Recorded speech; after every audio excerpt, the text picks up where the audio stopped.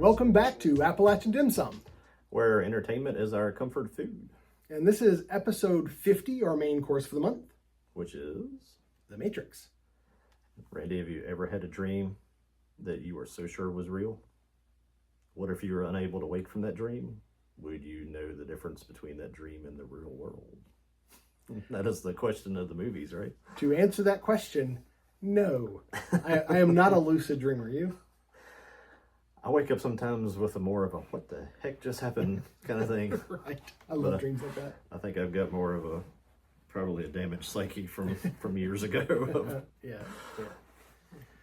So this was an easy topic to decide to discuss. Maybe not an easy topic to discuss, but this is so prevalent in culture, our culture anyway.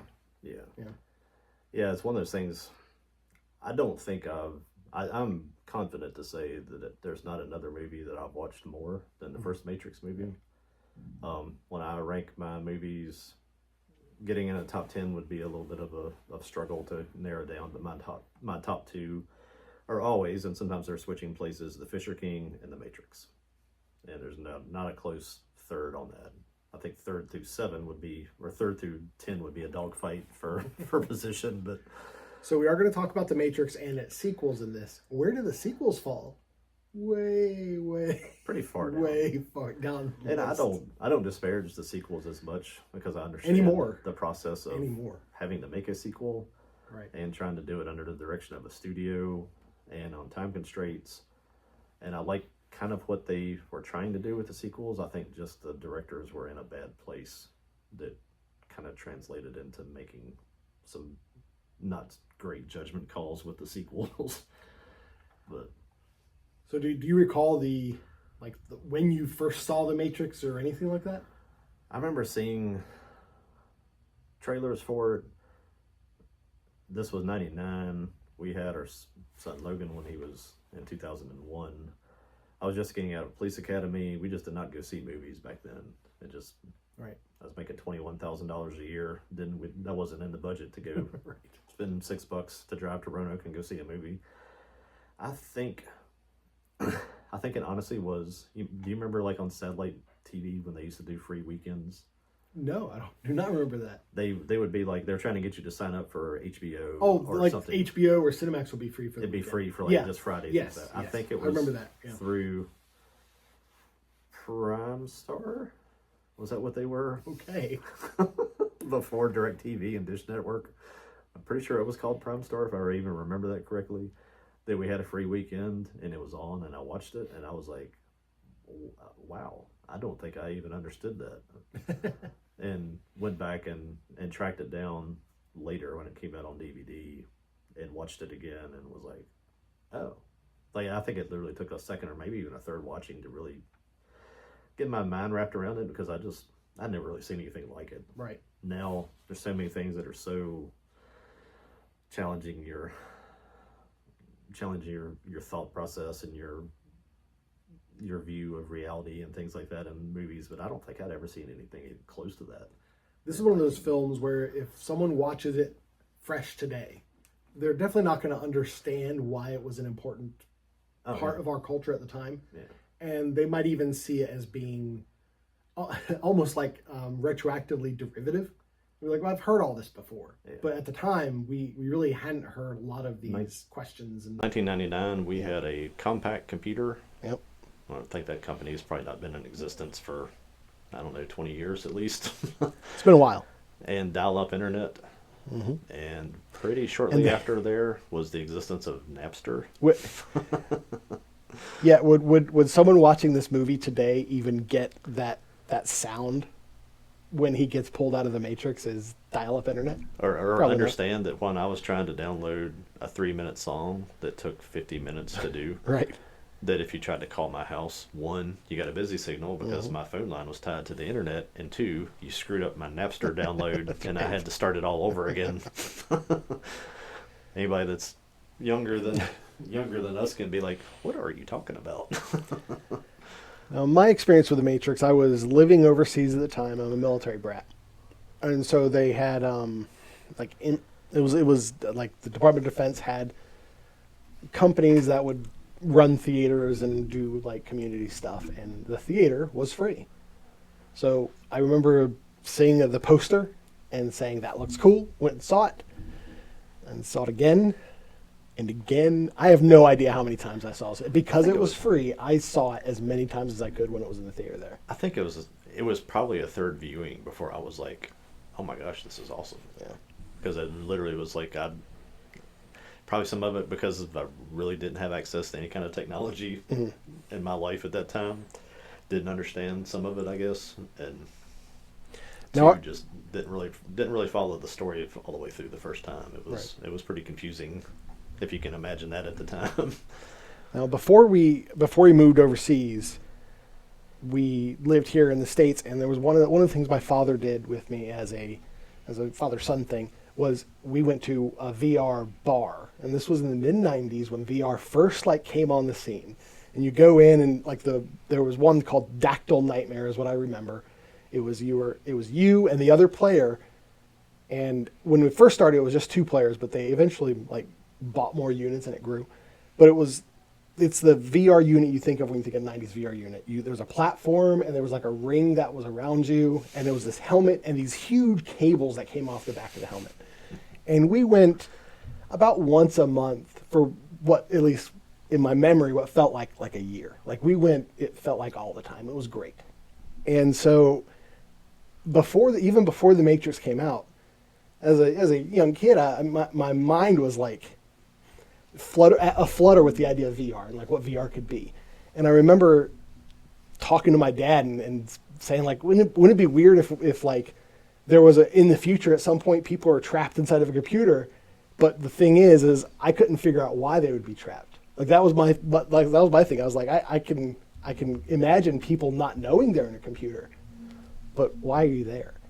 And that's definitely one of the things I really like about The Matrix is I think it answered that question well. I think it's probably a little bit of a thing with my age difference too, in that you had that experience. The only thing I'd ever even heard of VR before any of this kind of stuff was the movie Lawnmower Man. Oh yeah. Oh, I love the Lawnmower Man. And I went to see that in the theater, and it was yeah, what is this? This is weird. Yeah. I was I don't. It's is this really a thing? I mean, that's kind of how I came away from that. I'd never even heard of it before. At the time, though, because I was a Stephen King fan, because I still read books all the time back then. And because it was tied to Stephen King, I was like, well, I'm going to see this. How was the Lawnmower Man Stephen King short story? How is it different? It doesn't involve VR at all, does it? I have not read it. Oh, okay. At the time, and I don't think I've ever gone back and read it. I kind of want to because I love the Lawnmower Man. I think I've talked about it before. I read The Running Man, and then I read The Dead Zone, and then I went back through the classics like The Stand and Cujo and Salem's Lot and those things. And that's where I was probably at the time of all this happening.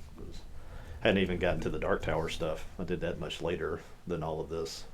So, and there's still a bunch of those collections of his short stories I've never gone back to read.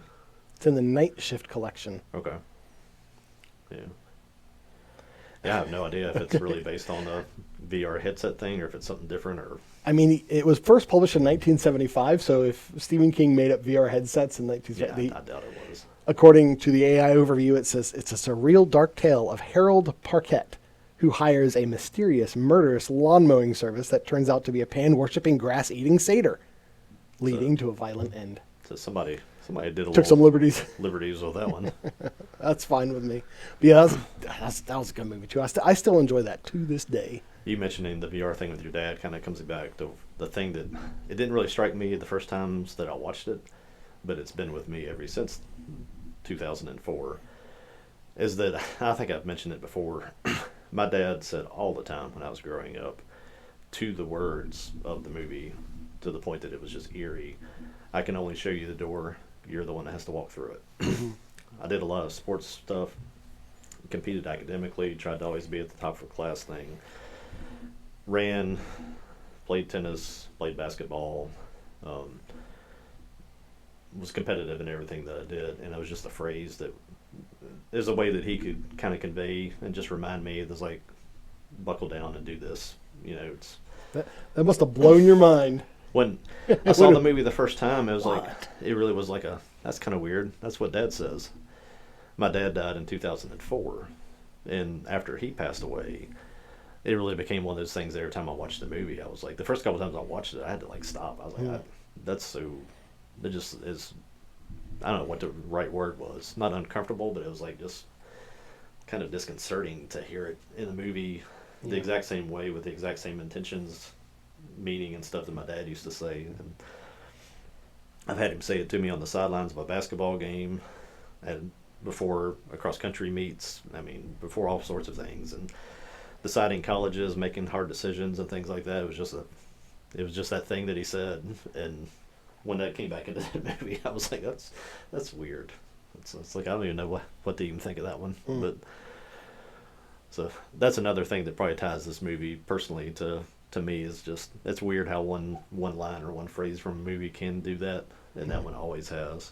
But, well, I feel weird segueing from that to our food. no. So our main course, we always try to have some sort of food that ties in thematically. We can only show you the door. Yeah, yeah. You've got to walk through it and eat it. So we took the line that mouse. Yeah. Mouse. Yeah. Line that Mouse says that maybe that's why chicken tastes like everything. They couldn't figure out what chicken tastes like. Yeah. Okay. So we had chicken, but it's not the bland chicken that I have on the screen here. We had some chicken salad from that German Baptist market that you like to go to. Yeah. That was wonderful.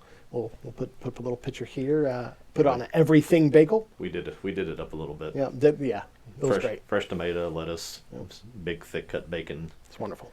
Their chicken salad with whatever wizardry and witchcraft they used to make. I won't say that about German Baptist. It's just homemade. Baptist craft. Just homemade food that's really, really good. Well, we figured out there's some sort of like seaweed or something in it that's really good. It's just something that I think we looked it up one time on the show. I've already forgot what the name of it was, but it was like an Irish like seaweed that's used as a sweetener. And I was like, if that's their secret recipe, we need to grow some of that. that's amazing. But yeah, we went with our everything tastes like chicken we just went straight to the chicken. Chicken with everything. And then we Appalachianed Absolutely. it. It was very good. All right. That was our local bagel shop there, Danijel. Right, yeah. Yeah. Yep. I don't think I'd ever even set foot in there, but got you to stop on the way and grab us some honking big bagels to put it all on. That was good stuff. I'll go there again. Both places. It's fine to do the themed things, but we also should, from time to time, just get something really good and just... Right. Yeah, we've said at some point we're just going to be like, we had this because we wanted it. Yeah. So that's fine. We're going to watch a movie that has no food tie-in, so we can just go get, like, pizza. Yeah. I mean, I could think of a lot of movies that we could justify for pizza. But anyway. That's true. Moving on. Yes. We're going to talk about the Matrix films and not really go much beyond that. Just each individual film in the trilogy, and we will talk a bit about the fourth one. That's later. But mostly 1 through 3. Yeah, that's just a trilogy. Yeah. Somebody made another movie that was called a Matrix thing. That is a part of the conversation about the fourth film. Should it actually be considered a part of the series? Yeah. One thing that really struck me is that the public got internet access on April 30th, 1993. Less than 5 years later, The Matrix started filming. That is amazing. Yeah. That from the beginning, and you think of like the movie The Hackers and stuff like that, the way the internet took hold of our culture and changed it like dramatically. And just to call it everybody's imagination. Yeah, absolutely. It's not just like what it did do, but like what could it do? Yeah. And it was made for $65 million. And again, let's remind everyone, Mystery Men was made for $68 million, $3 million more. Domestic, it made $180 million, and worldwide, $472 million. Yeah. So it was I wonder wildly successful. When they're keeping those numbers, what are they doing from whenever they stopped the box office stuff till now? Because there has to be more money that's generated. Oh yeah. Well, there's a lot of movies that get sequels greenlit off of like DVD sales when DVD sales were a thing. Yeah. I mean, Now- there's still people that are probably paying for this to be on their streaming service, so it's still making Oh, yeah. money. Oh, they're still doing Blu-ray releases. Yeah. So And it's it'll probably come back to a theater release again. Probably get another, whatever year that happens, probably pick up another 5 or 6 million just to fill a slot in the summertime schedule where they don't have anything else on. I'd go back to see it in the theater in a heartbeat. I guarantee you in 2029 they're going to have a 30th anniversary. Oh yeah, yeah. Yeah, that'll be worth the go. If it's released on IMAX, I think I might actually go to an IMAX for that. I might travel. I'd That'd go. be great. I'd go see that before I'd go see anything on the slate that's coming out this year, other than Godzilla -0. This is completely an aside. Apparently they released it in like 4D or something. Where what they did now, I saw a video of it and it looks horrible. But what they did is they had the film, and I think it was on the Las Vegas Dome, and they like extended the film so that each scene like took the whole dome up. Okay. But it was still, the film itself was still like in a little frame. So they just had the extra. It kind of looked like they used like AI or something to just extend the frame. It looked terrible, but I don't know, I'm sure it was a cool I experience. experienced that. I think. Did we go see Romulus, or was that just? Yeah, it was an RPX. Yes. Yep. Where they had that extended stuff On the side. but they only did it for parts. Yeah, that's the worst thing about the RPX is like- it goes away. Yeah, it's like So it's either do the distracting. whole thing or don't do it. Yep. That was my whole thing. It's like I was kind of indifferent to what it added to the movie. I was like, okay, that's kind of cool, I guess. But the turning it on and off and on and off throughout the movie was like, this is stupid, man. The first film I saw in RPX was Godzilla -1. Okay. It was cool. The Godzilla scenes were cool. I'll throw on. I can color change my Godzilla cases behind us. Yeah. I did not change it from green from the last time that we filmed because The Matrix, The Matrix. is the greenest thing I think I've ever seen in my life. Yeah. You go back and watch that now. If you just think about that before you watch it and just think about the color green and then turn it on, it's like I don't think I've ever seen a movie that's such a green hue to it, to everything. I think that was one of those things I never noticed until someone pointed it out to me. Yeah. Yeah, And well, then once it gets pointed out, you're like, once you wow, see it it, really is green. Yes. Yeah. Yeah. And it's such an iconic thing too. From where it starts, it has that really slow music, the kind of ominous sounding thing, and that sound of the sort of like the little internet buzz in the background. Yep. And people of our generation, you could play that from anywhere, and we'd be like, "Oh, Matrix!" Yeah, you're I right. mean, it's one of the most identifiable, probably, movie themes or movie sounds from my lifetime. Do you want to go through the plot? Yeah, that's fine. I mean, how do you? I mean, everybody is. How Do do you even approach this movie? You can talk about like themes. You can Yeah. talk about like what you took from it. Well, what I did for each of the films is I did like just a pure here's what happened. Like I didn't really get into any themes or even like dialogue or anything like that. I just said, well, here's what happened. I'll throw these sort of theme ideas out there because I think they're kind of the strong themes through the movies. You keep those in mind as you think about this movie. If you've somehow or another you've never watched it, you've got homework to do. If you haven't seen it in a while, go back and watch it again. I'm not gonna say it's it's the best film made in my lifetime. There's probably others that would qualify, depending on how you rated that kind of thing. But I don't think you'll ever, in my lifetime, have another experience like this from a movie. So, Man, it's got to be weird watching it for the first time, like around now. You know? yeah, And there's people being born all the time, so there's definitely young adults or young even children at this point, I guess. but the That themes we'll see it for the themes first that time. I kind of like parcel out of this thing is choice, Mm-hmm. and that's just an overarching thing through all of the movies. I chose the word predestination. I don't know if that's the right one, but the fact that everything's It goes with choice. laid out, purpose in your life, purpose in what you're here for, that kind of thing. Everything has a purpose, and then love, and love kind of ties back into choice and sort of the struggle against supposed predestination or purpose and stuff like that. So kind of a cycle. The Matrix itself is a cycle, as you'll learn as you get through the second movie. And I think those kind of four things, I think, kind of if you were kind of plotting out the struggle of the movies or whatever, that's kind of like the circle that you make. Haven't drawn all that out. I could probably put that together better, but this is me just scratching down notes last night. So Yeah. And I watched the second one going to bed last night No. because I have them all on DVD. I haven't seen the Who first doesn't? one. I haven't seen the first one for I'm not sure how long. Yeah. I think I've probably seen the third one the most recently prior to that. And I think it might have been on TV somewhere. I'm not sure, but I've definitely most recently seen the first one because I've rewatched the first one multiple times. I've seen the second and third one 2 or 3 times each. It's not a lot.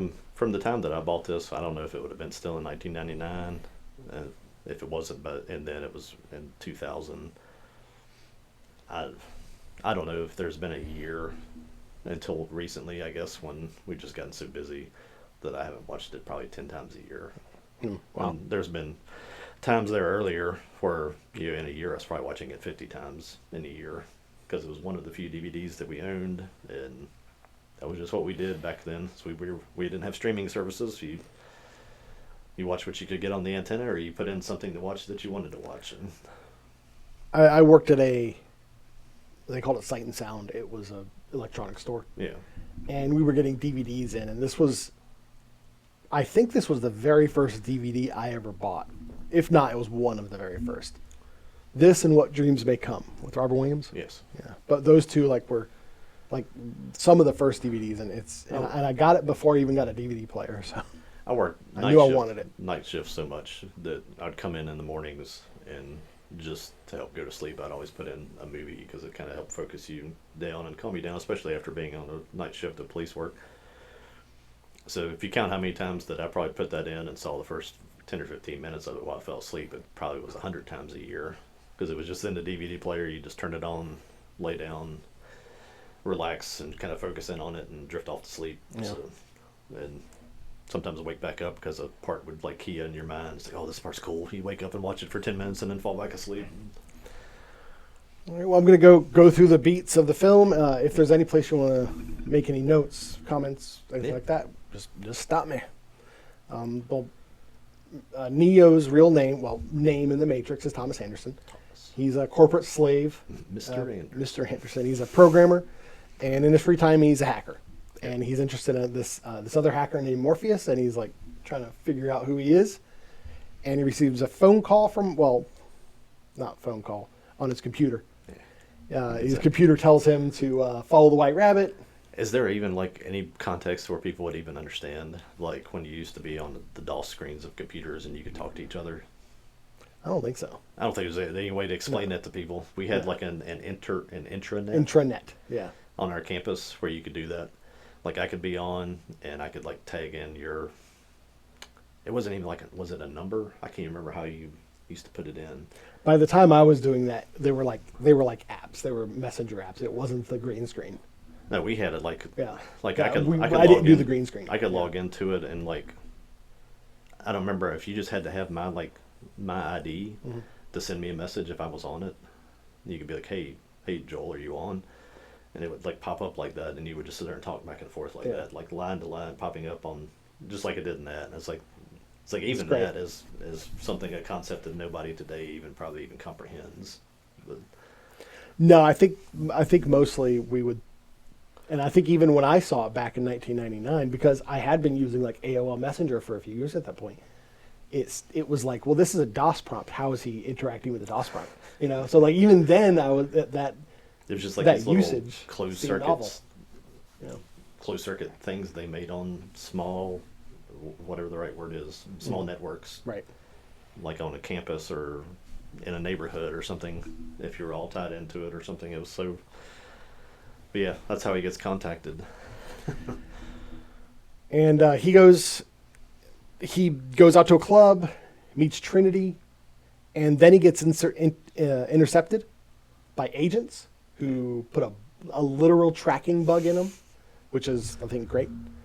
And that was one of the first times you saw kind of what this world was because his mouth closed up. Yeah. Such a wonderful visual, which I do feel wasn't really taken advantage of for the rest of the series. There's a lot of body horror that they could have done, yeah, but they didn't. after he gets let go, Morpheus's people pick him up, take the bug out, which is a really interesting like 1-2 because it happens and then like the next day the bug goes away, and then he's given a choice, and like, I am like skipping a lot of stuff here, but he gives him choice, a red pill or a blue pill. That's where we get the red pill blue pill meme kind of thing. Yeah. Do you take the red pill?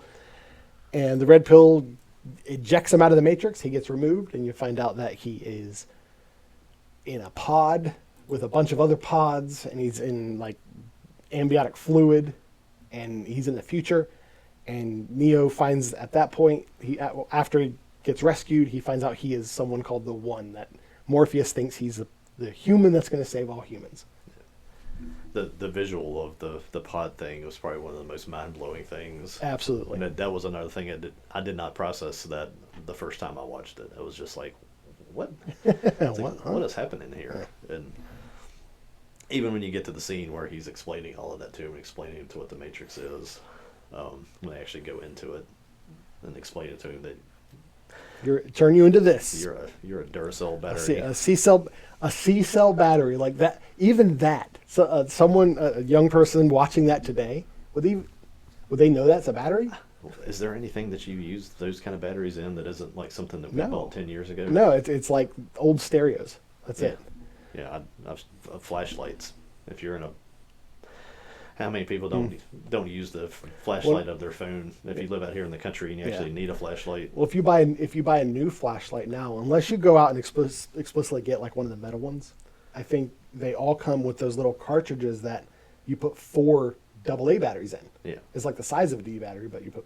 yeah, One thing that struck me when I was thinking about The Matrix as a series and how it would be presented today, or how people would take it today, if The Matrix was made today, I think they would change the battery to distributed computing. Because a lot of people have pointed out, because Morpheus says that combined with a form of fusion, because they knew back then that, well, the human body doesn't produce a lot. yeah. Like, you couldn't even really do a very high wattage light bulb off of us. We don't produce a lot of energy, but our brains are really capable of doing a lot of computations. Yeah. So really, if you think about it, it kind of makes more sense that each human would be a node in like a neural network. Yeah. And that's definitely one of the things where it's like, they weren't even thinking about neural networks back then. That really wasn't a thing. The battery is a stroke of genius. It really is. Yeah, and just the whole line of, they just combine it with a form of fusion. Yeah. Handwave. It's something fusion, sure. Yeah. Sciencey stuff. I think power. It's plausible enough to where and especially because of what we had seen up into that point, yeah, sure, battery. Yeah, I mean, in 1999, I wasn't arguing with that. I was No, like, not at all. Well, even today, I wouldn't really argue with it. I was like, okay, Yep. it works for me. And then he goes to the Oracle because Morpheus says you need to go to the Oracle, and he is told he is not the One, which is an interesting thing to be told. But she tells him you can't. Well, don't tell anybody I told you. This is for you and you alone. And while they're at the Oracle, Cypher. The Oracle, as you'll come to find out, is the master of reverse psychology. Oh yeah, absolutely. And this is where Cypher betrays them, and they kidnap the agents get Morpheus, while everyone else escapes. Well, not everyone. Cypher kills Dozer, and Tanks kills Cypher, and that's the end of Cypher. Yeah. And then Neo decides he's going to save Morpheus, not because he's the One, because he's not the One. That's why he's going to save him, because he's not the One, and Morpheus is... It's too important. Yeah, he's too important, and he has to make sure he gets out. He gets out so he can find the One, the Right. actual One. And the agents want the codes for Zion, and I didn't write any of this down, but I love Agent Smith's his little speech about humans being a virus. Yeah. It's wonderful. Yeah, that's kind of getting back in. I don't know how deep you want to get into characters or themes and stuff, but Agent Smith is I don't know how you classify them. I would almost say if you're doing this in one context, there's angels and demons, and he's sort of like a demon. He's not the devil. He's just a very keen demon, and that he's one of the ones that's kind of become self-aware. And Yeah, even from the very beginning, he starts to like show that he's thinking differently. Like in that scene, he takes his little earpiece off. Yeah. Kind of shows you he disconnects from the Matrix. Like the other ones don't even think about removing it, but he knows. It's like, I'm gonna take this out and tell you what I think. And he's telling Morpheus exactly what he thinks. And then when the other agents come in, they assume he knows because you had your earpiece in, right? Yeah. And they're like, what are you doing? It's like, you can't take those out. Yeah, it's great. It's against the rules. Yeah.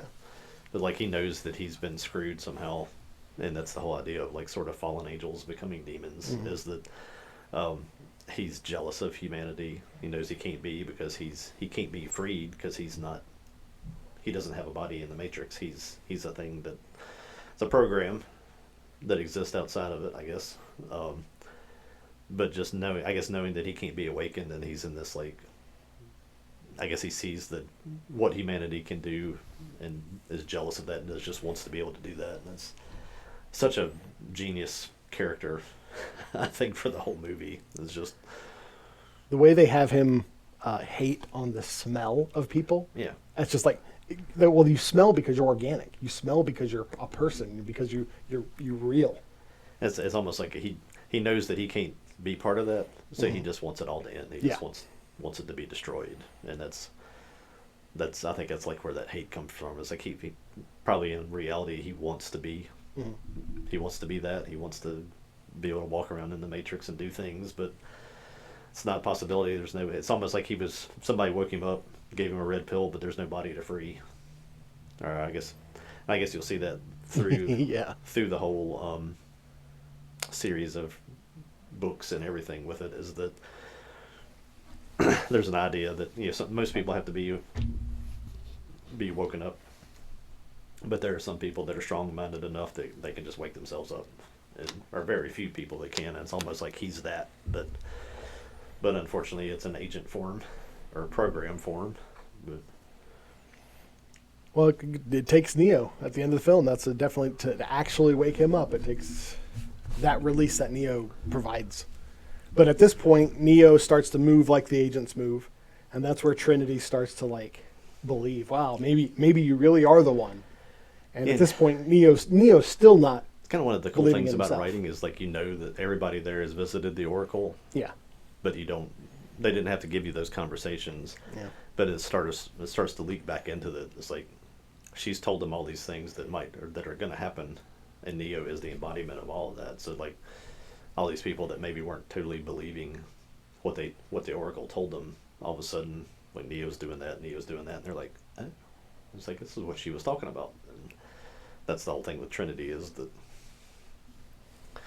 on top of everything else, the Oracle told her that she would fall in love, and the person that she would fall in love with would be the one. Then she's like, I kind of like this dude.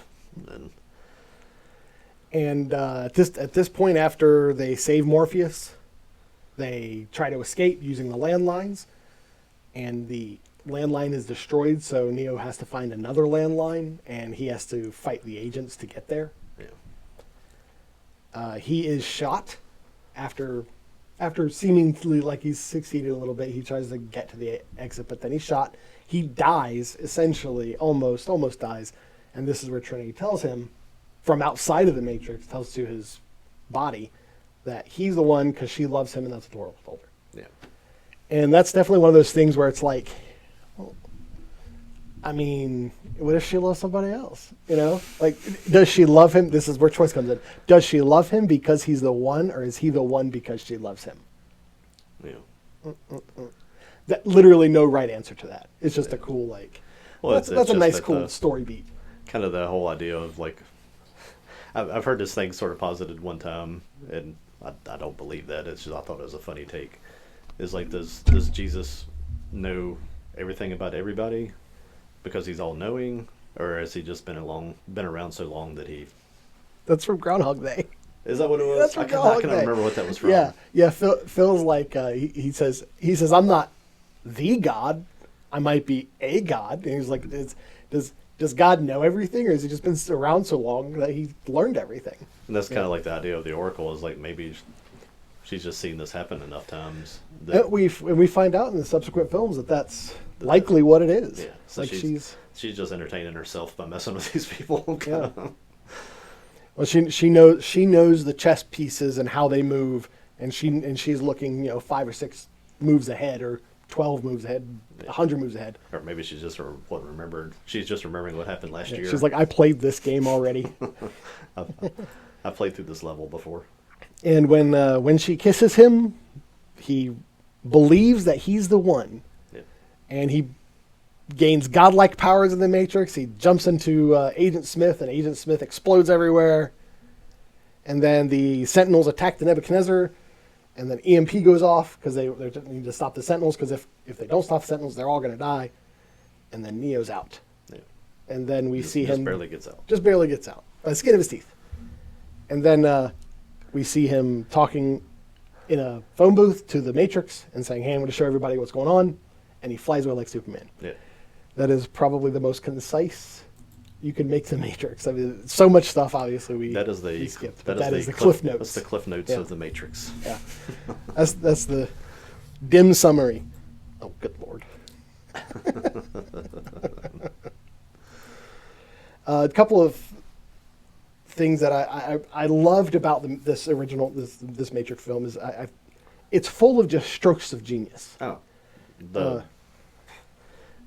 I mean, it really is like, you go through and talk to this thing, you could talk about it scene by scene. Oh yeah. We could probably go on for 3 hours just about this film. Yeah, absolutely. But kind of going back to what I originally said was how, like, I would talk to my dad about, like, wouldn't it be cool if there were people that were stuck in a VR world? Now, at that time when I was thinking about it, I was thinking more like Dungeons and Dragons. I was thinking like modern day, but like what their experience of realizing they're inside of a computer. Like, I didn't have the idea of people being outside the computer and helping. My idea was like, well, they realize they're in the computer, so they should be able to manipulate it like mages. That was kind of where my idea was going. And like I said, I had no idea why they were in there. I think I was like, well, maybe aliens put them in there for some reason. I don't know. But the idea that they were a battery, that is like I said before, I think it's a stroke of genius. It really ties everything together. We all know that Neo is the anagram for one. Yeah, that's great. It's just that's just real clever. Thank you. On those kind of like little things, like the Neo being the anagram for one. Yeah, that's great. There's a list of things like that. He's killed by Agent Smith in room 303 in 3 days. Oh, okay, yeah. He wakes up in 72 seconds, which is 3 days. 72 3 24s. 72 hours. Okay. I didn't know that.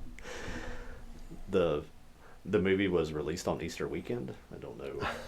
I didn't realize that. I don't know, again, how purposeful any of this stuff was. I don't think, I probably didn't see it Easter weekend because we were overseas. We always got things a little later. Yes.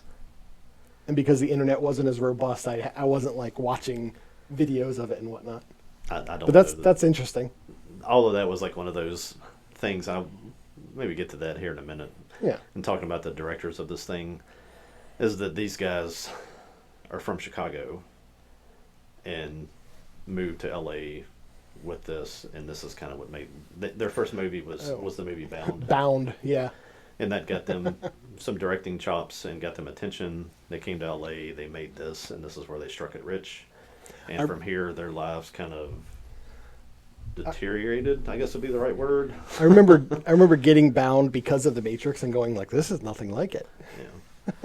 It's got Cypher in it. Yeah, true. I didn't care for the movie, but some of the structure of the movie and stuff and things that you probably take as religious nods or connotation or whatever, some of them kind of hang around through the second and the third, but really it was a lot stronger in the first one. And there's a lot of things that happened with these directors too between the first and the second ones that probably changed some of that. And I don't wonder. Yeah, I don't know what their personal trajectory was or anything like that. I've read about that, and I can get into that. But for the first movie, it seems like they were. Is there any kind of chosen one story that really isn't like just biblical? It's all Christ. I mean, there's not. No. I don't think there's ever been a story that really just. And it's not. I'm just not a criticism or saying you're copying it or anything. It's worth copying. It's the best story ever told. I don't know. Because I'm thinking like, okay, well maybe Arthurian legend, but Arthurian legend is allegories for Christ again. I mean, I don't think you could really. I don't have a problem with that story, with that line being used again and again, because it's one that people love, and it's one that's comforting, and it's one that's inspiring. So, but being able to like kind of take the same thing that would have been Luke Skywalker in Star Wars, or pick another story that has a savior, Aang in The Last Airbender, and get it into the sort of digital world was, like, I think you said, stroke of genius. Yeah. Well, it's kind of like when you think about, and I have other comments regarding Star Wars and the Matrix as well. But when you just think about, like the hero's journey, and how it applies to both this and to Star Wars. I mean, the Matrix owes a lot of. I'm not going to say it owes a lot of what it is to Star Wars, but I think it kind of piggybacks off the fandom, especially with the timing of release. Yeah. But I think when you get into some of the parts of the movie where, like, the ship is named after King Nebuchadnezzar and stuff, I don't think they're trying to say the ship was anything to do, because Nebuchadnezzar is in the story of Daniel and the lion. Right. I don't think any of that really ties into any of this. I think it was like probably a little bit like Evangelion, a little bit, where it's it sounds cool. That sounds really cool. Let's call it Nebuchadnezzar. Well, and a lot of the names that they name people, is that they take it from some religion or another. But I don't think it matters if the name comes from Zoroastrian religion versus like Kabbalism or something. Is he's not there the first time where they go to see the Oracle and all the kids are there playing with the spoons and stuff? Mm-hmm. Seraph is not there, right? No, as far as I'm aware, Seraph is only introduced in the second film. Yeah. Because like Neo meets him for the first time in the second film. I mean, Google Seraph and see the images that come up. Yeah. It's one of the actual angels. One of the angels. Oh, like Seraphim, yeah. Yeah. I was Googling stuff around last night, and I typed in Seraph just trying to get a picture of him for something we were going to throw into this conversation, and all these like pictures of like the big like one-eyed angel thing came up, and I was like, oh yeah. Yeah, Seraph is not in the Matrix. That would have been a really, really good forethought on their part if they were thinking. I don't think they were thinking that far ahead at this point. Don't think they ever even thought there was going to be a second movie when they made this first movie. I think it was like, we've done this. We'll end it with this little thing of I'm coming to get you guys. Yeah. And it's a tight film. Yeah, absolutely. Yeah, it's completely does not need a sequel at all. No. It exists just fine on its own, but it got two. Or really, it got one. Got one, yeah. Because like Lord of the Rings, they filmed it like back to back, and they released them very close. It was one summer to the next. Yeah. And I don't even remember what the release days on those. I don't think they stayed on Easter, but I remember going to go see them opening weekends for both sequels, because I was just like, I didn't get to see this first one in the theater, so I'm definitely not going to miss this one. Yeah. I think today, if again, if the Matrix was released today, and in the way it was released, they would have re-released the Matrix for a couple of weeks before the second one, like because of how popular it was. Yeah, and like I saw like the next thing you had written down there was like Follow the White Rabbit. Yeah, that's another thing. That's great. That's mixed in with it several times. Alice in Wonderland stuff, like Through the Looking Glass, and that is, I really think that's just a wink and a nod. Yeah, I don't think it's. There's a lot of wink and nods in here that I don't think have any meaning other than like, this is the stuff we grew up on. It was a cool reference. Yeah. There's a point in the second movie where the agents can jump between anybody that's plugged in. So a lot of times, because the police end up chasing the rebels in this, the police end up getting overtaken by agents and stuff. And there's a point in the second movie where they're standing on a bridge, and I think he's already taken over the cop, and the car is just sitting there with the door open, and you hear like something's like about Adam 12. From the old police show, Adam 12. Okay. That's how they're calling him on the radio, and again, it's just a reference to, I think they just threw in that because they grew up watching that show. That's one of the. You mentioned how the agents jump from person to person. Yeah. I found that I find that weird that they had to do that, because in a computer system, why couldn't they just manifest?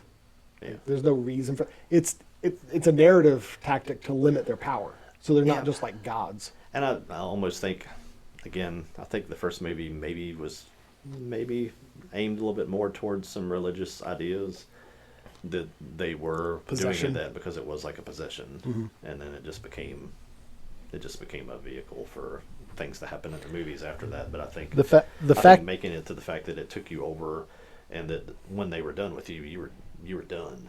It wasn't like you went back to being yourself and the agent left. The agent killed you by possessing you, and I always thought that's pretty. Is that the case? Yeah, nobody ever gets up after an agent gets them. Like they just jump in between people and they're dropping them, and I was like, that's very. I don't know if I ever. That's very demonic. Yeah, I don't know if I ever made that connection. I think I just assumed that unless the agent is like damaged or killed or something, that when the agent leaves, the person just resumes. I think most of the time, the agents, when they're having to move to somebody else, is because they get like shot. Right. And the bodies. Yeah, like when body you gets see burned. Agent Smith running around, he's in somebody. That's somebody. But then but in the pursuit scene, the foot pursuit, where he's trying to get to the phone at the end, that's where he runs around. He runs into a market, and he's like, "Holy crap!" Yeah. Because he knows that they can jump in between people, and he's just surrounded himself with people. Yeah. And the way that an agent is just every time he turns around, there's another agent aiming at him and shooting at him. But yeah, I don't know that they don't sit there and show you all the stacked up dead bodies, but I've always assumed that that's if an agent gets you, you're spent, like you don't get to come back and be like, wow, what just happened? Not in this episode of Dim Sum, but we are going to talk about some of the other media, and I need some time to get through some of it. Like, I haven't read all the comics or anything like that. That may be answered for us. Yeah, we'll see. Yeah, I'd be curious to see if they actually even address that. I mean, if it's one of those things where they're like, we never even thought of that. I don't think it even matters. I mean, it makes sense that the agents would like burn through people. Yeah. But in the context of the narrative and everything, I don't think it. It'd be a great visual. Yeah. As they jumped out of somebody, the person next just one, like the other person just goes boom, just dies. But Yeah. that makes their whole presence even that much more menacing, I think. But The deja vu is when the Matrix changes something. I've never thought of deja vu the same sense. Oh no, that's amazing. So how many times you've experienced things?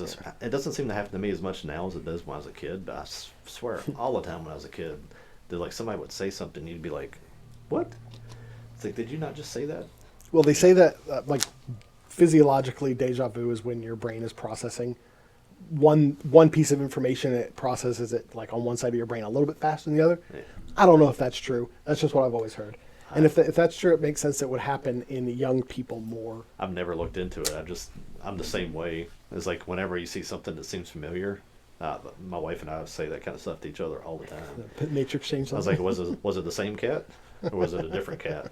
Right. And she just kind of looks back at me. It's like, yeah, you've said that So good. 78 times in our life.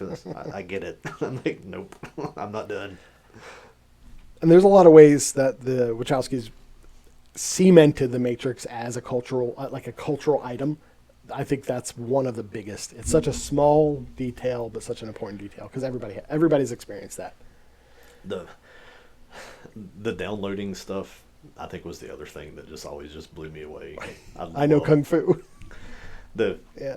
It's like I want to learn how to even late in the movie, like Trinity's like, I want to learn. This is Fly a helicopter. This is whatever model helicopter. Give me a program, and then she sits there, and her eyes are like, and then it's like, okay, let's go. And you're like, that's awesome. It's like they just downloaded it like in 5 seconds. Now she knows how to fly a helicopter she's never even seen before. And when they're just loading Neo up at the beginning with they're showing fighting styles and drunken brawling and kung fu and stuff, and the little body spinning around, and he's just sitting there, and his eyes are doing the same thing, and he's just flittering, and then he wakes up, and he's like, I know kung fu, and he's like, show me. That whole sequence up there is like... You think that's air that you're breathing? Yeah. I can go back and watch that over and over and over. It's one of the most beautifully imagined things I think I've ever seen. And one of the reasons I think The Matrix really struck a lot of people is it's the first time they saw visuals like that. Not just in a film, but ever. Yeah. But like a lot, like at this point, I had been into anime for 5 years or so. Yeah. So I had seen a lot of this stuff. I was still impressed. Absolutely. It was still beautiful to behold. But I think for a lot of people, it was really the first time they saw like that kind of like wire kung fu work. Like this was getting ready to look up. pretty sure this was before Crouching Tiger. Crouching Tiger was in 2000. Yeah. So yeah, this was before that. And I would bet money that the success of Crouching Tiger, Hidden Dragon is because of The Matrix. yeah, yeah, I'm sure it was like, guys, we've been doing this over here like for years. So Yeah. like, Oh, you think that's good? it's Just like, wait. You want some budget? Give us some budget, and we'll bring you this. And when he runs up the post and flips over, Yeah. that's always the two things that have bugged me in that movie and the second movie. Is like both the time they do these like big flying through the air slow motion things, they don't land anything. It's like he lands and then he gets kicked and knocked into the pole. Right. Morpheus does it in the second movie where he jumps after oh my goodness, Jada Pinkett Smith. Who is she? Niobe. Niobe tells him, he's like, go kick his ass. He jumps up and he just comes flying through the air, and then he lands in front of the agent. It's like, why doesn't he just hit the agent and just like, annihilate him? Yeah. You're coming down. Come down on the agent. Like, you do the cool shot, you gotta land it. Come on. And one of the other things that I think was a stroke of genius, and I think this was a bit of like ego stroking at the time, but I think it's really turned out to be a prophetic statement, is when Morpheus tells Neo that the height of civilization was the late 90s, early 2000s. I remember at the time that being like, oh, that's quaint. But 25 years later, I'm like, yeah, that was. They were on target on that one. They really were. It's really just been a downward spiral. Yeah, for the past 20 years. The bad thing about the prophecy of that is and they probably didn't realize it, that it was probably a commentary on their own lives and their own filmmaking existence. But sometimes, what do they say? Karma's an evil lady. Yeah. I didn't even think about, maybe this is something we can talk about in another episode, but I didn't even think about looking at like their filmography after The Matrix. Like, I've got a little bit of that here. Jupiter Ascent. Like, I've never even seen that. Yeah. Channing Tatum is a dog. Right? I've tried to watch it. It's really hard to watch. Right. It's just not good. And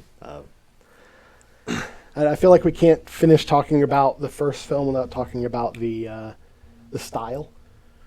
The style of The Matrix really, for a moment in time, it made an impact on our culture. Yeah. Unfortunately, it does kind of reference Columbine.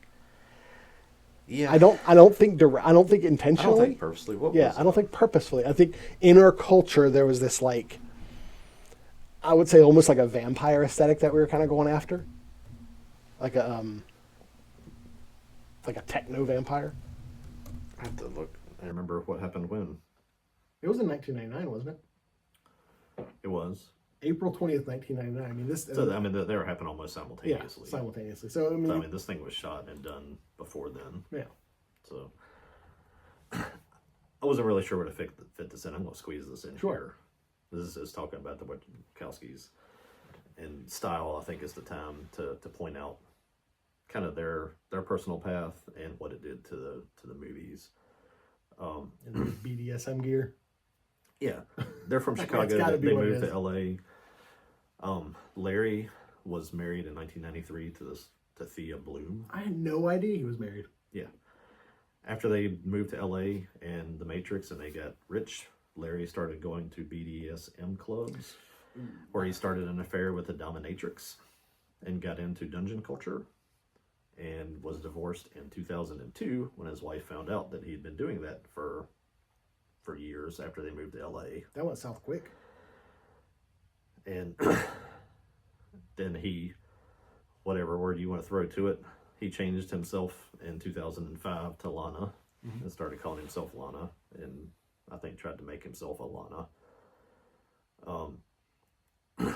If you look at the aesthetics of the first movie and then watch the second ones and see how much of that got shoehorned in the second and the third movie, to where it was kind of darker clothing, kind of cool stuff. It almost was like Godzilla Japanese aliens Like when they went into the Matrix, it was just, let's put on sunglasses. Yeah. But as you came back into the other stuff, it was all this like leather gear and all this stuff. And that was in the middle of them going through probably living a decent, sort of wholesome Midwestern existence, being nerd guys, obviously getting into a lot of computer stuff and gaming. And they're both supposedly huge gamers. Going out there and getting drawn into this world of just pure deviance and then just getting sucked in by it. By the time you get into the second and the third movies, you know, all the characters are in like torture gear and stuff like that, and it wasn't part of the original aesthetic of it. And I think that's really where if the second movies had stayed away from that and stayed with the way the first movie looked, I think they would have been so much better. Because the story, I didn't hate the stories of the sequels. It was just I didn't like how they it seemed like it was so try hard on style.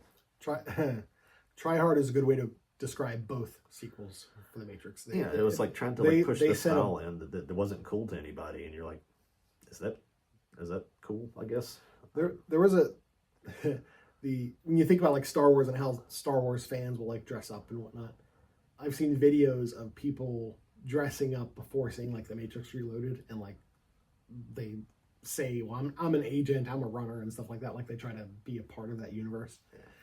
It doesn't age. That doesn't age well. It really doesn't. I think maybe the original, at least the original Matrix, was probably somewhat, at least in almost every way, inspired by Hackers, the 1995 film. Oh yeah. I mean, because I'm looking at, it's definitely not a 1-to-1, but it's punk aesthetic. Yeah. The thing that's kind of lost in this, for your little history lesson on stuff, is that late 90s, early 2000s was when. Do you know the name John Money? I've heard it. I don't. He's a doctor that started going around to Oprah and then other daylight TV shows, pushing the trans story stuff. Okay. And did he do like he's a doctor and did research and stuff into it? Yeah, and like he abused children and whatnot. Yeah. Okay. Yeah, I've heard of him. Yeah. This all early 2000s was when he started making rounds, and this became this like little subculture in LA, and all the TV shows had to start doing it because daylight shows just used to be about, you know, just cheating, and this was this new thing that they could all do, and it made them all cutting edge. And like I said, Oprah kind of normalized it, and then all the other. I was going to ask what you meant by daylight shows, like talk shows. Yeah, all those sort of Jerry whatever Springer. you want to call those things. Yeah. And all the other shows started chasing it because it was like the thing that got ratings. Okay. And in LA especially, this exploded in the early 2000s. And it was a thing out here I never even heard of. And that's what these guys got kind of sucked down into. And, you know, people talk about how fast it went from him making this movie, being married, to where he started going to this club and then changing. That's just how crazy that was, how much of a whirlwind of that stuff there was in LA at the time. And as far as I'm aware, like he openly talks about how that he was influenced by that culture. Yeah. Like he was like, I did this, therefore. Yeah. And then from there, that kind of stuff just, I can't speak to whatever it did to him or his brother. The brother came along later and did the same thing. I almost kind of feel like out of fear of being left out at the time that he did it. I think he did it in 2016. But then when they started, everything else they did after that was just so, where was it? V for Vendetta came out before then, but it was already kind of written, and it was a graphic novel. It was a graphic novel. It wasn't their story, was it? No. And Joel Silver really was the one that kind of produced that. They were just kind of there to bring their directing style to it. After that, it was Jupiter Ascending, and then they went to Netflix and did that Sense8 thing. Oh, that's right. I remember that. I completely forgot about that. I watched a couple episodes of that and was like, I was not interested. I was like literally, I saw it and I was like, eh. I thought it was like maybe a superhero thing or something, and I watched a couple episodes of that, and I'm like, is there a way to delete this from my history? I was like, I don't want anybody to see that I even watched an episode of this, but I think Speed Racer was in there somewhere, but again, it was just adapting another anime thing. So they directed Speed Racer? Really? Yeah. I think that might have been 2008-ish. I didn't write down a date for that. I thought that was Rodriguez. But and again, I think it might have been they were directing, not or helping produce, not writing it. I don't know what year that was, but yeah, you're right. It was the Wachowskis. I didn't know that. But yeah, It says they wrote it as well with Tatsuo Yoshida. Okay. But yeah, the kind of coming back to the movies, there was when you get into the second one where they're down in Zion and all that, it kind of like it was like they were trying to they were trying to sort of not normalize, I don't think it's the right word, but trying to introduce that culture to stuff through those second two movies. Well, you talking about which one was it that went to the clubs and stuff? Larry. You talk about Larry going Lana. to those. Larry Lana. It was Larry at the time. Going to those clubs makes the whole orgy scene in Zion make more sense. Yeah, because I think everyone felt like that whole the way Zion was portrayed. Like I think everyone felt like it was out of place. Yeah, because you had these dystopian cyberpunk culture in that's exactly in the ships and everything, and then you go to the when you're city talking about how it looked like hackers, and then all of a sudden you shift into this, and I think Yeah. that's just where they just went astray on this thing, where it was the dominatrix that he fell in love with is he married. Oh, still married? I doubt it. I don't know. Maybe I didn't write down names of all that stuff. It was just I was kind of reading through it, and I was like, man, it's like what happened to these poor dudes? But when you got away from that aesthetic of the first one, where talking about when they go to the building to free Morpheus and wearing the trench coat, it's like that wasn't a style. It's like they're wearing trench coats because they were having to hide all the weapons that they were carrying. Right.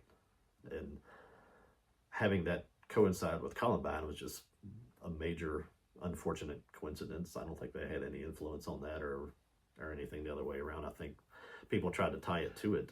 I definitely think people tried to tie it to it, but like you were saying, Columbine happened right when this came out. Yeah. There might have been something else. Columbine was in April. This came out on Easter. Yeah, so I mean, it depends on where Easter fell that year, but it would have been late March, early April anyway. Yeah. So I think it was more that our culture, as a culture, I know the aesthetic of wearing a long trench coat was cool at the time. My wife and I had matching brown trench coats that we got our freshman year in college that we spent our savings on because we were into George Jones and Alan Jackson and country music. I bought a light gray, like a slate London Fog when I in 2002. Yeah, it was just. Mine would have been. I still have it. 93, 94. Yeah. So we were ahead of all of you. That's right. We were style makers going to go see George Jones. But I think narratively the story would have been fine, but I think the direction, because of the direction of their lives and the stuff that they got into, is really what messed up the second movies. So the first movie, you said this about other things, but I think the first movie is a near perfect film. Yeah. I think this. I know this is. It had the right number of people, the right number of characters, the right number of villains, and you get into. You pull up the cast of the first one and then pull up the cast of the second one, and it's an explosion of people, and this one is to do that. I felt this when I was writing these very brief summaries. It's punchy and it hits the beats for the hero's journey. Yeah. He finds out who he is. He gets demoralized. He decides to do the right thing. He gets emboldened. I mean, it's textbook in its design, but it's revolutionary in the presentation. It really was. You can go through the second movie and pick out the major plot points and cut out a bunch of the crap, and it would have been a concise, equally as good second movie. I don't personally. I thinking of the technology at the time and everything. I think even without the bullet time and whatnot, I think this would have still been a seminal film. Yeah, of the era. The getting into councilmen in Zion and the little kid that they freed and people waiting for them outside and all that stuff. It's like, that's fine. I understand you want to build that little world, but We could have done without that. Let's go ahead and get into the second one. Yeah. Reloaded. Yeah. We're touching on it anyway. You have to go. Yeah, of course. We have to. Yeah, it's a big story. Real quick, the Matrix Reloaded cost $150 million to make. Domestic made 281.5. Yeah. Worldwide 738.5. What was the cost of the first one? It was 65 million. So over twice the money going into the second one 4 years later. Yeah. So probably not a full double. The perspective. Yeah. This made almost $740 million worldwide. Attack of the Clones, released the previous year, made 656. In your face, Disney. So yeah, actually, Disney wasn't. Disney it was Lucasfilm. Yeah. Yeah. In your face, Lucas. But at the time, like, there was a moment in time where the Matrix was bigger than Star Wars, and that was, and I think we all felt it. We, at the time anyway, we felt this was a new Star Wars. It was 2003 on this one. I didn't go to the theaters except for events. Yeah, 2003. Yep. I still don't go to the theaters very rarely unless it's a kind of an event in my mind, or at least I'm hoping that it will be. And the Phantom. I was waiting in line for that one to come out. In 1999, the Phantom Menace did make over $1 billion in 1999. So there was definitely like a reshuffling. It's like, well, Star Wars is on top, now Matrix is on top. Yeah. Yeah, but you also have an established thing with 3 previous movies and yeah, of course, 20 years of toys, sales, and cartoons and TV specials to prop one up, and the other one is just like, hey, we're from Chicago and we came up with this movie. I definitely think just talking about Star Wars real quick, I definitely think the Attack of the Clones making less than the Matrix Reloaded is more about the reception of the Phantom Menace than it is about the Matrix Reloaded being better. Yeah. You know? Yeah. You're still in a time where this is a correlation, not causation situation. part of summer culture was you went to go see movies. Yeah. And part of being in high school and having a car is you went to go see movies, and now it's just like, well, I can watch a movie on my phone. So it's a different world. All right, so I'm gonna go through this plot, and it is a bit more convoluted than the first one. It's definitely not a easy hero's journey, but stop me whenever you want if you want to talk about anything. I'll throw this out. The first movie starts with the scene of Trinity trying to get arrested by the police, or the police officer trying to arrest Trinity. Yep, and the jumping first up in time the you air see with bullet bullet time, running down to the telephone booth, and then going into the phone right before the truck hits the phone. Yeah. Then this movie opens with Trinity. Which one do you think was better? The opening, the first one, I think by far. The second one was close. Yeah. I thought the second one, I made 16 minutes into Predator Right, Badlands, right. where I was like, I can't do this. I'm leaving. Bye. I don't have to be drawn into every movie. I don't need to be repulsed like I was in Predator Badlands. But something that draws me in with an initial scene, they still held on to that magic for the second movie, because that opening scene where she starts with the assault on the building With the motorcycle, does that big backflip. She lands launches the the backflip. motorcycle. She lands it like in a split, a fighting. She's got a stance. hero pose. I was just like, I think it's like if this movie starts like this, it's like I'm going to need drugs or something. It's like, this is amazing. For me, the first one's use of bullet time is one of the jaw-dropping moments of cinema for me. Yeah. Like, I can't believe I just saw what I saw on film. You can go back and see how they did that too, where it was like this. All those cameras. It was a spiral of cameras that all fired sequentially, and that was how they turned her. And it was like, oh my gosh! It's like, that's amazing. And that feeling of awe and newness wasn't replicated in Reloaded or Revolutions. I thought knowing that we've got to come back hard is at least, I'm glad that the directors were able to see that that's what we need to do, and they tried. Maybe it doesn't match up, but it got me. I was like, she's flipping off a freaking motorcycle and landing, and then like all of a sudden she's flying out of window in bullet time and shooting with an agent falling and shooting at her. I was like, oh my gosh! It's like, did I miss? It's like, this is the start of the movie. It's like, what's happening? Well, then you find out it's just a premonition. Yeah. That took the wind out of that. Yeah. Let's see. Then Morpheus is told by Niobe, because they're in Zion now, that they have 72 hours until a huge giant Sentinel drill gets to Zion. And this is 6 months later. And you know that because they actually made the Animatrix in between these two, Right. and there is a short in the Animatrix that tells that story That's about great. a crew that flies up and sees that, oh crap, Osiris, right? they are drilling down to get us, and they try to get back to give a message to warn Zion. That's the whole point of that short. And I did not rewatch any of these films. I didn't feel the need to. In preparation for this, I do want to rewatch Animatrix. It's been a while since I've seen those. I watched. I'd love to know which one we talked about, like the DVD screens. Mm-hmm. The Animatrix plays that "Who Am I," that really slow song. Yeah. That I love turning that on and just leaving that on and going to sleep to that. So I had headphones that I would wear so I wouldn't bother my wife when I was there on day shift. And when I come on night shift, like I said, I turn something on. I would turn that Animatrix on and not even watch the movies. I just let it loop on that screen. DVD screens had me thinking that we would have art on our walls that were just like digital frames, and it would just be like a loop of some sort of. I thought that's like what would happen. Yeah, it could still, but we just put it on the TV, like you're saying. My point is, I don't remember. I don't know if there's any way to ever quantify which one I've watched more, the Animatrix or the first Matrix movies, but they're both in the hundreds of at least in the viewings. But so at this point, they want all the ships to come back to Zion, and Morpheus is like, "Well, we got to go talk to Oracle." Why? We got to find out what we're gonna do. Yeah. Okay. I can understand why people in Zion would be fed up with Morpheus. We're all gonna die. Let's go talk to the Oracle. Come on, man. And then it's at this point that we find out that Agent Smith has become a rogue program, and he's copying himself and other people. Yeah.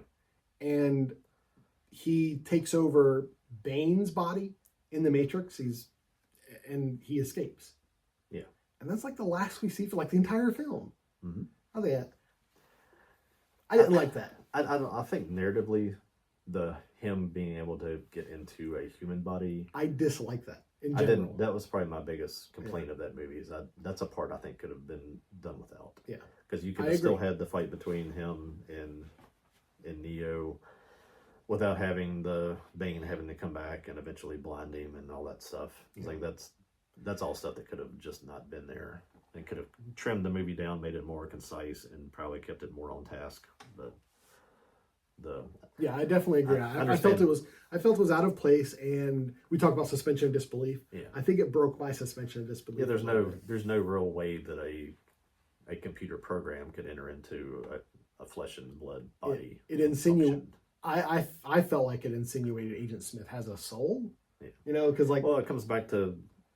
Were they supposed to be possessions, or was it really? Yeah. Okay. Is it a possession or is it an infection? Because then it's an infection from a virus. It's a possession from a demon. Yeah. That kind of brings you back to maybe it's a possession. But again, I don't know that they were able to work that out in their mind at this point with all they had going on in their lives. I think he was probably in personal possession at that point with what was going on with his life. So. It could be that was an idea they had developed early on and never came back to it because they got caught up in this. We need a big production summer movie. Yeah, I mean, because I wonder why they didn't do it before. Like, if this was something that could be done, it doesn't. I didn't feel as if it was a power that Smith gained. That's a power that he shouldn't have gained. Yeah. And the other part was that Neo, at the end of the first movie, blew up an agent. Yeah. He went inside of him and just flexed him and exploded him. Bloom. Mm-hmm. This movie opens with agents coming to the door and him having a dancing karate fight with them. And my thought has always been, did he get underpowered? What happened? It's like, why doesn't Neo, when he deals with a regular agent, just hit them and explode them? Yeah. I always thought that he's been unleashed now. He's even right after the fight, he goes and flies like Superman again. Mm. If he's doing all that, that was another mistake. I thought it should have been when he and Agent Smith were fighting that they were equals. Yeah, the agent should have been literally running scared. When they saw Neo, they should have, get out of here. Yeah, and even if you wanted to have Agent show up and try to fight him the first time, and he'd just be like zap, zap, zap. That would have been an interesting, like if that would have been an interesting way to answer that. Like the three agents, they see Neo, and then just they're gone and like they turn back into people, and those people just like crumple. Yeah, just little earpieces. Yeah.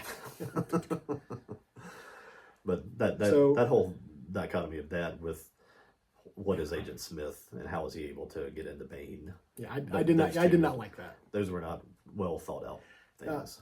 And I don't feel like there was a payoff to it either. Really? No, it's just so that Bane almost tries to kill him back in Zion, sneaks up on him, but then just later in the third movie blinds him. Yeah. And you're like, okay, that could have been handled a dozen different ways. That could have happened from a Sentinel. Yeah. I mean, that's. I would have bought Agent Smith as in a Sentinel more than he's in a human. Yeah. So they send Neo because they want to find the Oracle. They want to talk to the Oracle, so they send Neo. This is where Neo meets Seraph. Yeah. And they have a fight to prove that he's the one. I'm assuming that's what it was. I wish there was a way that I could actually achieve what they achieved without it being something that would get people hurt.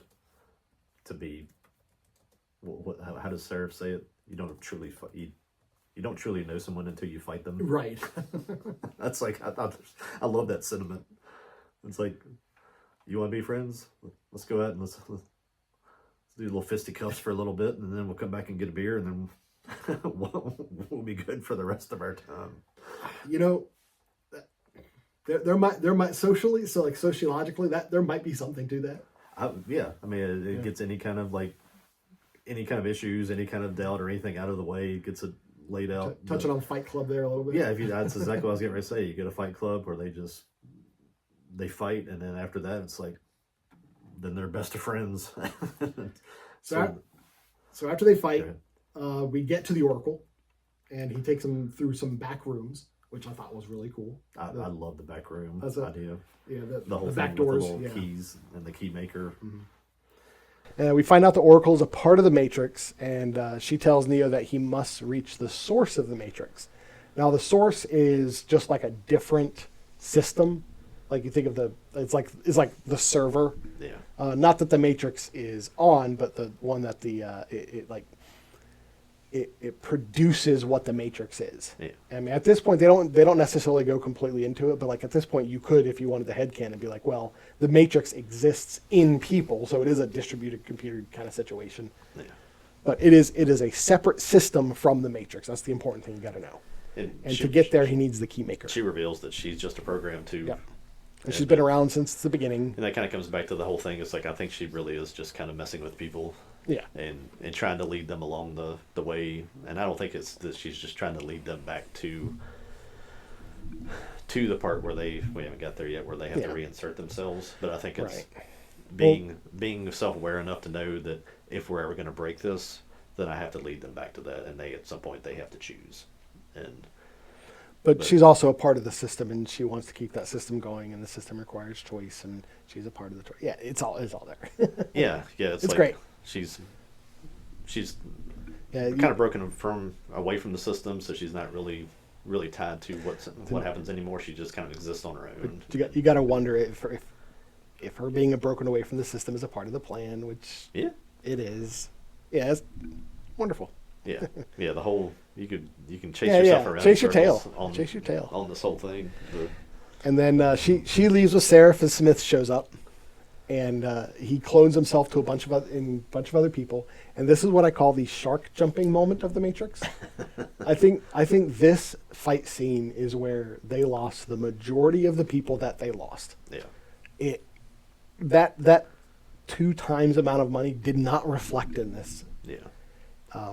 We Star Wars fans generally dislike that George Lucas remastered the original Star Wars. I would kind of like a remaster of Reloaded and Revolutions. Yeah. Because the special effects from the original Matrix still to this day look fantastic. Yeah. Reloaded and Revolutions at the time they came out looked bad. Yeah. It was trying to put those digital images of Keanu Reeves and what is Agent Smith's name? Hugo Weaving onto a digital body and just not being able to really fully illustrate it yet and make it look real. because there's so many times that you would see, even in Neo's some of his flight scenes, where he would pause and you'd see his face, and it's like, that looks like a kind of bad cartoon of Neo. It's like, it's not. Also, one of the things they did in the Reload and Revolutions is they did like full digital copies. Like he was fully CG, and so they were doing cloth simulations on his clothes. So it didn't look really real because cloth simulations at the time, while impressive, didn't look like it had the Uncanny Valley. Like you had Uncanny Valley not only for Neo's face, but also for his clothes. Yeah. And so his whole body just didn't seem, it seemed unreal. So that scene, I always like that scene. And I don't really, it doesn't really hurt my enjoyment of the movie because I still go back and watch it and just remember that was 2003. Right. And it's Well, at still, 2003, I didn't say, well, it's only 2003. At 2003, I was like, this looks terrible. Yeah. Yeah, I've never, I guess I've never been a person that's been like, if I like the story, Yeah. then I'm going to jump on it because the special effects were awful. I was almost going to talk about it in the last one. We were kind of getting tight on time, so I'll bring it back to another one. The movie Arcadian with Nicolas Cage is a movie that I have now watched 3 times. And special effects wise, it's awful. Okay. But I love the movie. It's just. Oh, okay. We'll come back to that on a looks non-Matrix day, on a appetizer or desserts or something. But I don't think it's necessarily that, and I think this comment goes for the entirety of both sequels. I don't think it's so much that it was bad; it's that it was bad in comparison to the Matrix. yeah, It's that the Matrix set a bar so incredibly high in every conceivable way that they themselves could not reach it. but I don't think there was anything in the first Matrix though where there was no digital copies of another person. Not that we were aware of. Yeah. So. And seeing them. Oh, you're talking about like the Hugo Weaving face. Seeing them throwing 80 Hugo Weavings onto the field all at one time was like, wow, that's interesting. In that scene specifically, they had extras with Hugo Weaving masks. Yeah, like physical masks. Yeah, it's great.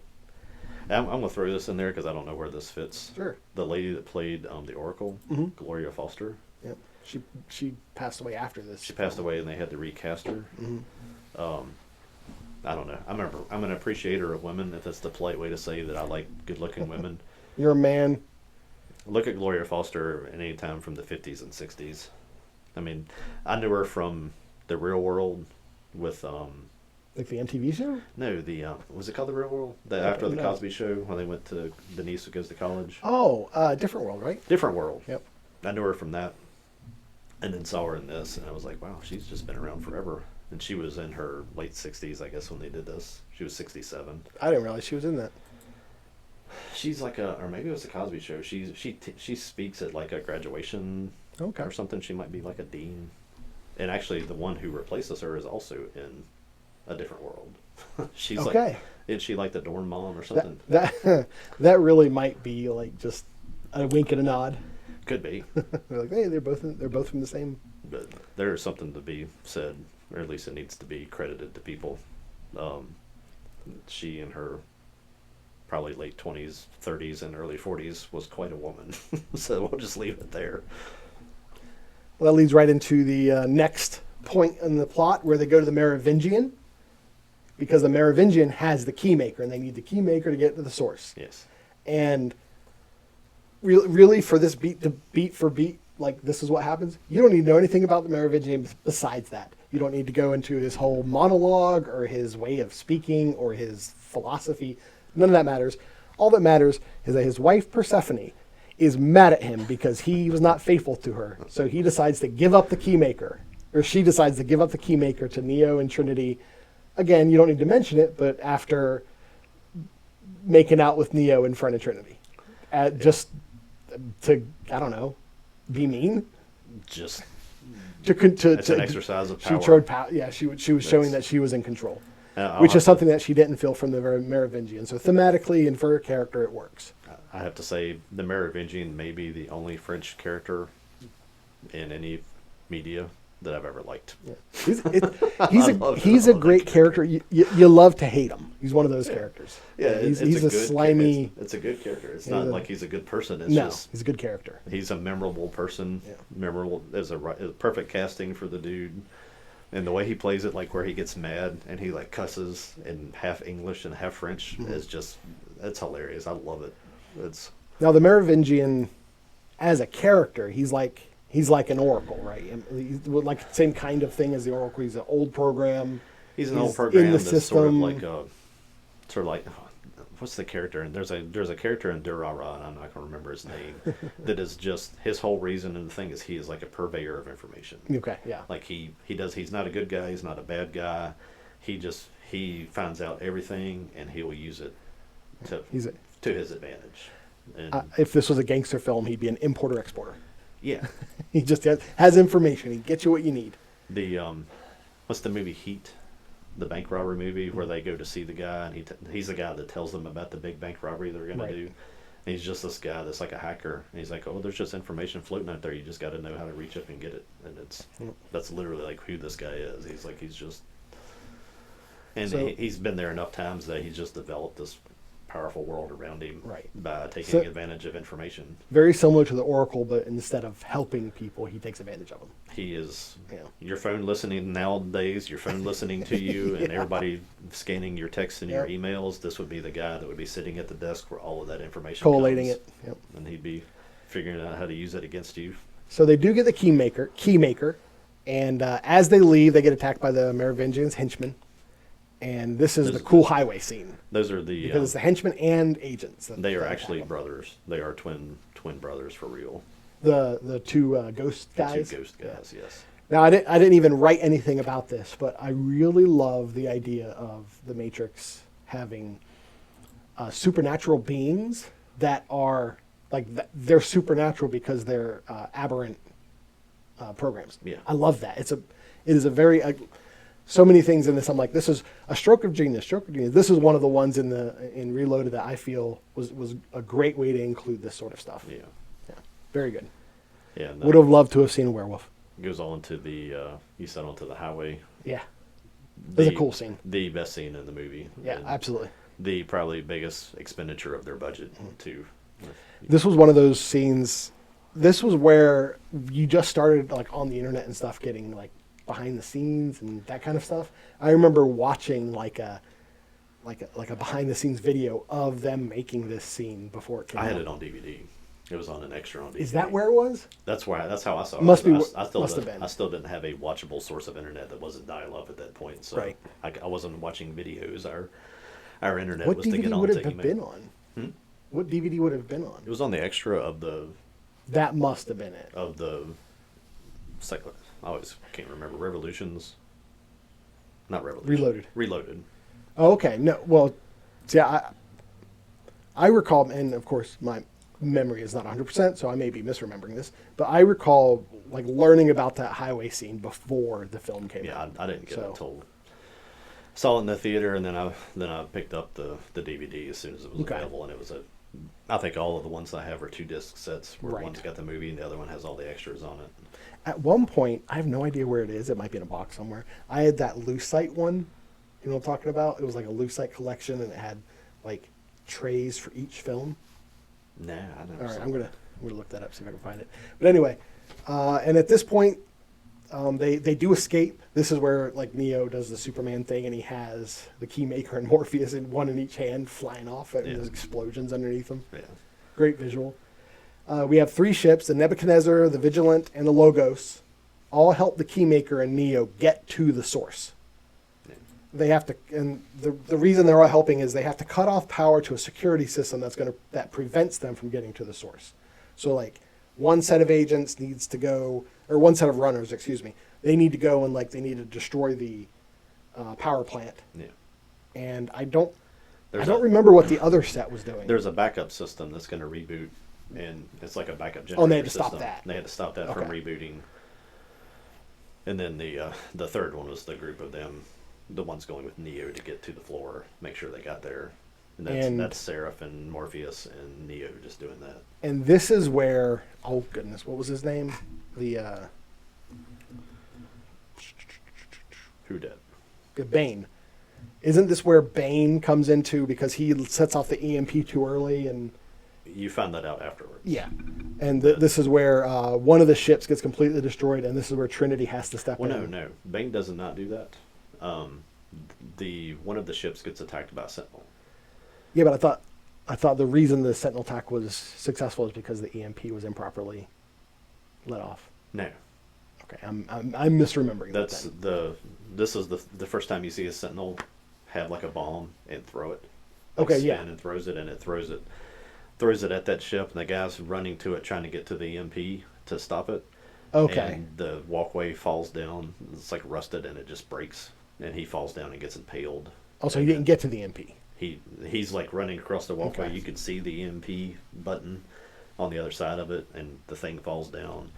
He gets killed, and then the bomb hits it and blows the ship up, and then all those guys that are there They all die. to Except stop Bane. to stop the reboot of it. I don't think Bane's even involved in that ship. That's a different ship. Oh, I'm confusing the ships then. Yeah. Okay. The three guys that were there to stop the reboot of the power to the building are the guys that were plugged into that ship. They all go down, and Yeah, that's they when all die. Trinity's like, they're not, or it's not Trinity. I think Link or somebody's watching it, and he's like, they're not moving.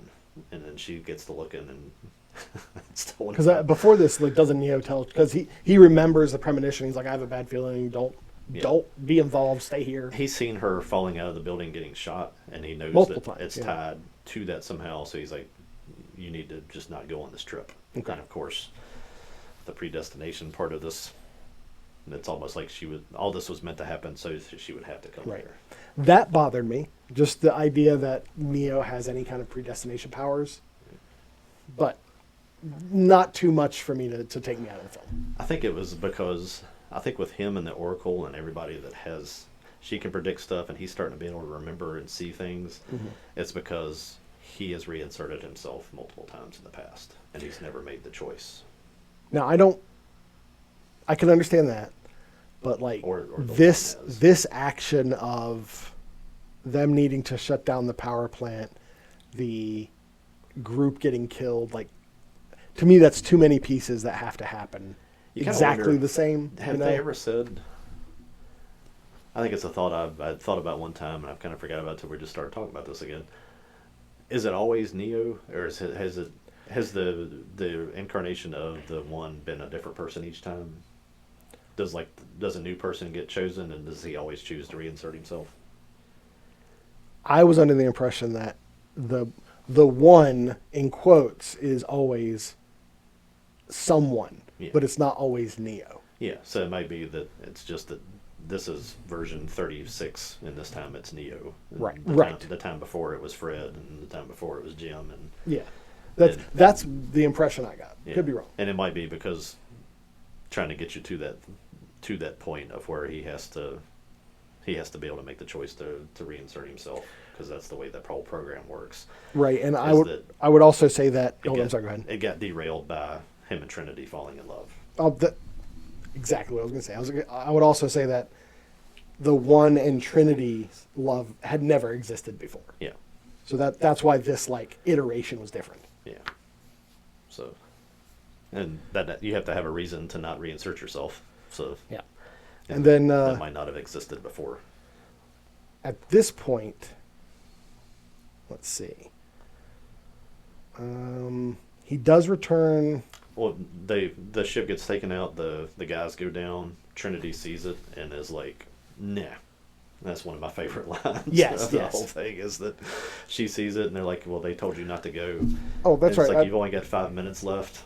And she's like, "I'm not going to repeat it." She said, "I'll tear that whole GD building down in 5 minutes." And you're like, that's a Marion woman right there. I love. If I was not in love with Carrie Ann Moss's character portrayal of Trinity through the series at that point, when she said that, I'm like, you're top 5 ever. And this is the point where he goes to meets the architect, right? Because after Trinity blows up the He is in the The architect. power- He the is power- meeting with the power architect point. while she's fighting her way into the building. Yeah. Because what is it? The 5 minutes until The key maker opens the door. Yeah. He gets killed by a bunch of Smiths or a bunch of agents. Yeah. Yeah, because she fights her way in. She gets everything rebooted. Oh yeah, and at the she destroys Yeah.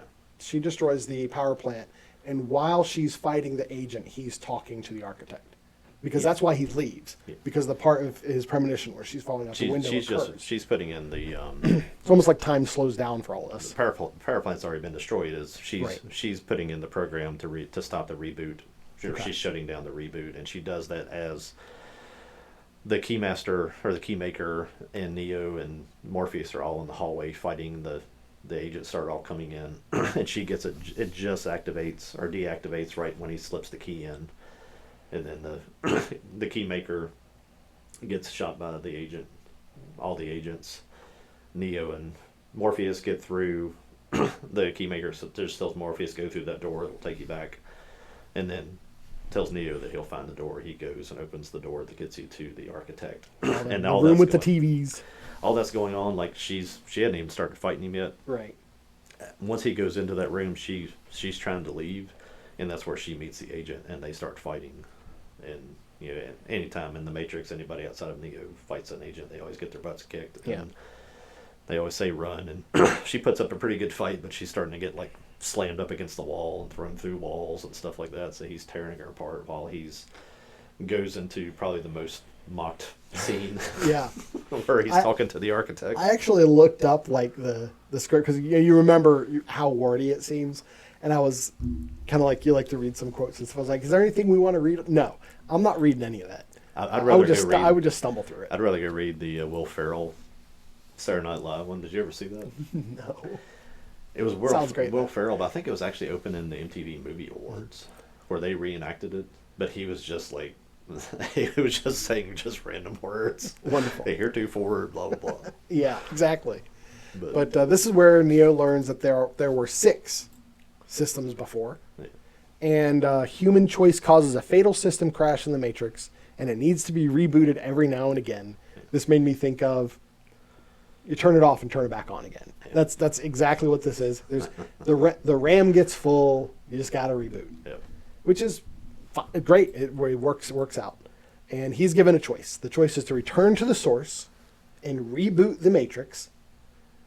And he could take a group of chosen people with him. Yeah, he could choose a few people and be like, hey, you guys are going to start the new Zion, because we're going to destroy Zion. And that's probably the thing, too, that probably doesn't really get answered for you, but I guess it's supposed to be implied, is that he can take back the people like Morpheus and Trinity and people, but they'll probably be embodied in somebody else, or maybe in a different form later. But those kind of same personalities or same souls basically will still be there the next time, and they'll all draw themselves back to each other again.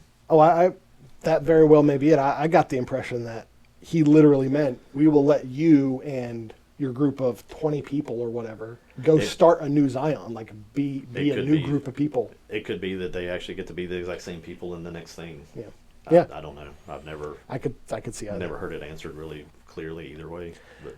Now, one of the questions I had, which I think the answer is just intimidation, like to force a choice, is like, well, he says, okay, well, if we're going to destroy Zion, you're going to reboot the Matrix. The other option is we destroy Zion, you don't reboot the Matrix, and the Matrix crashes and everyone dies.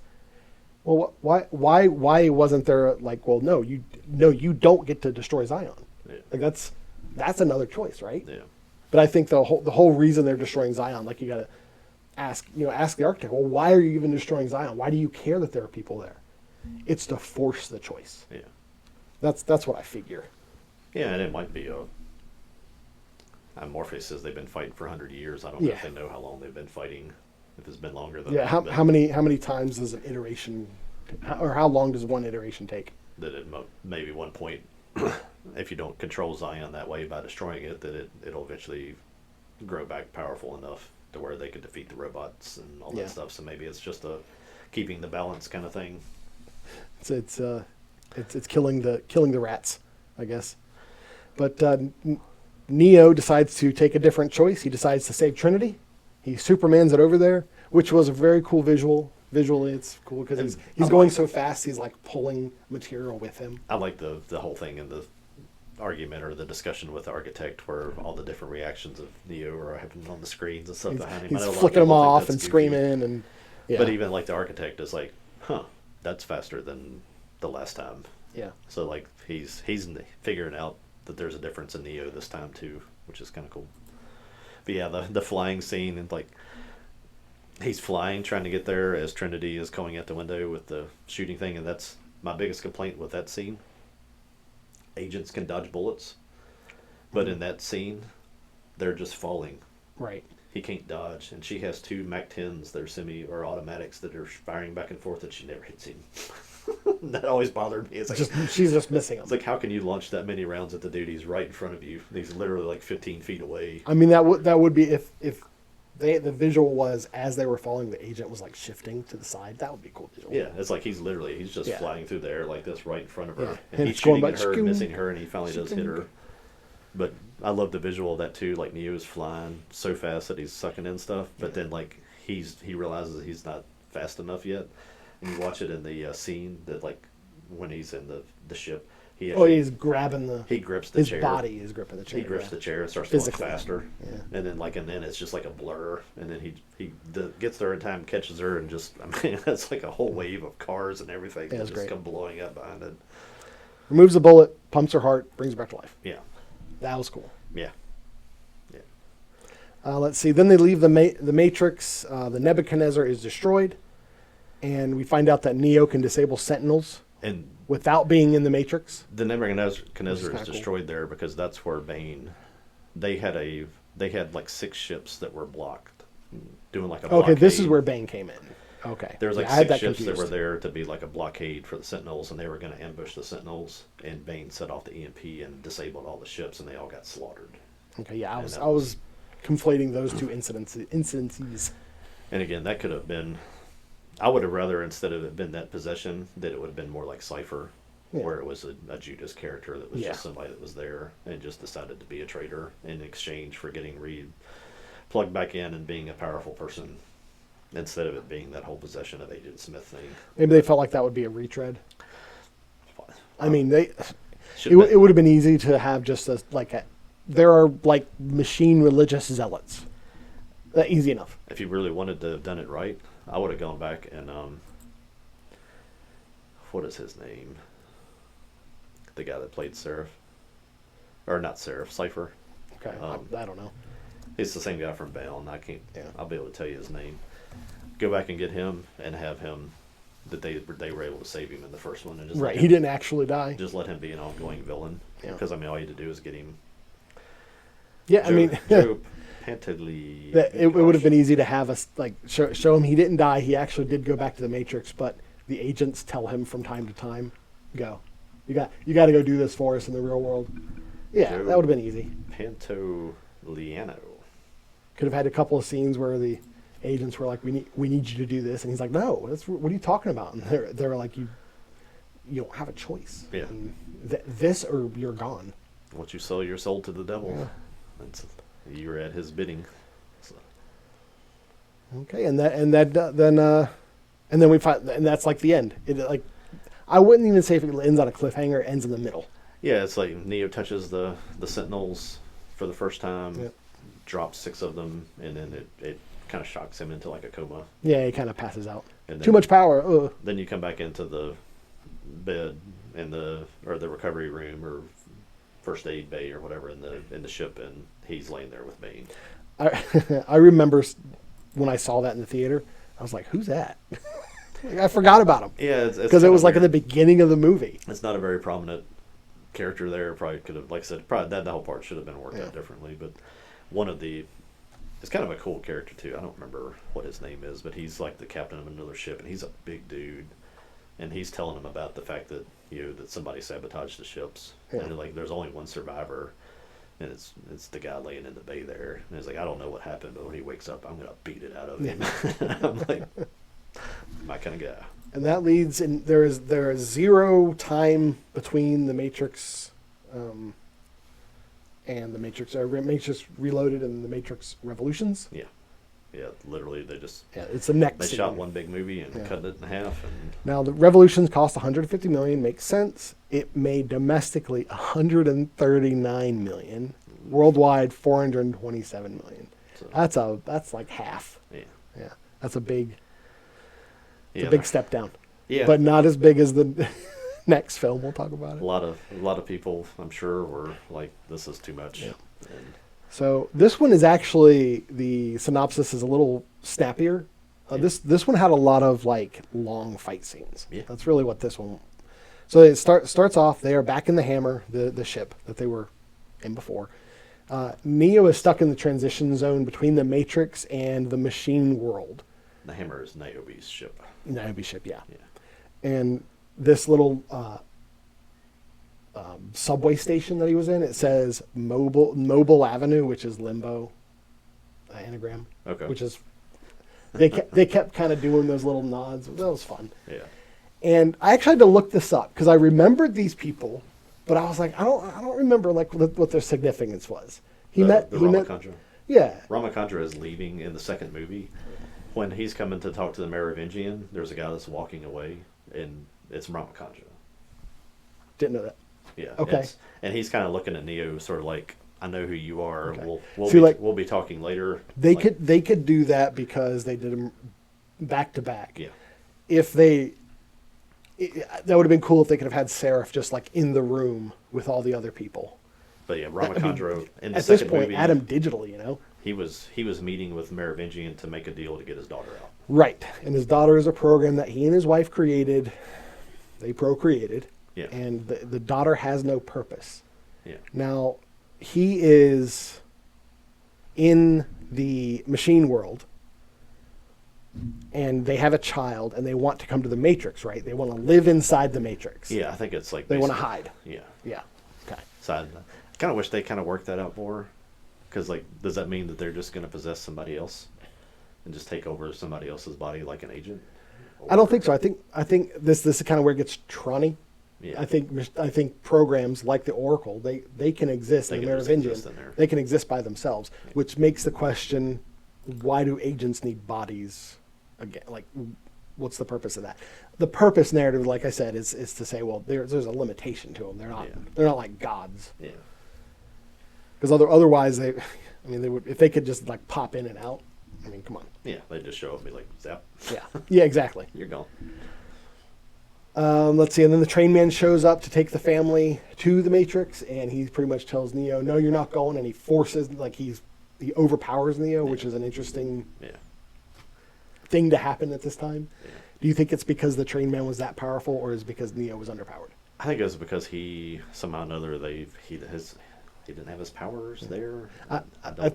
I think it was kind of like, it's not Neo's place. Yeah. You know. Yeah. Now I looked this up as well.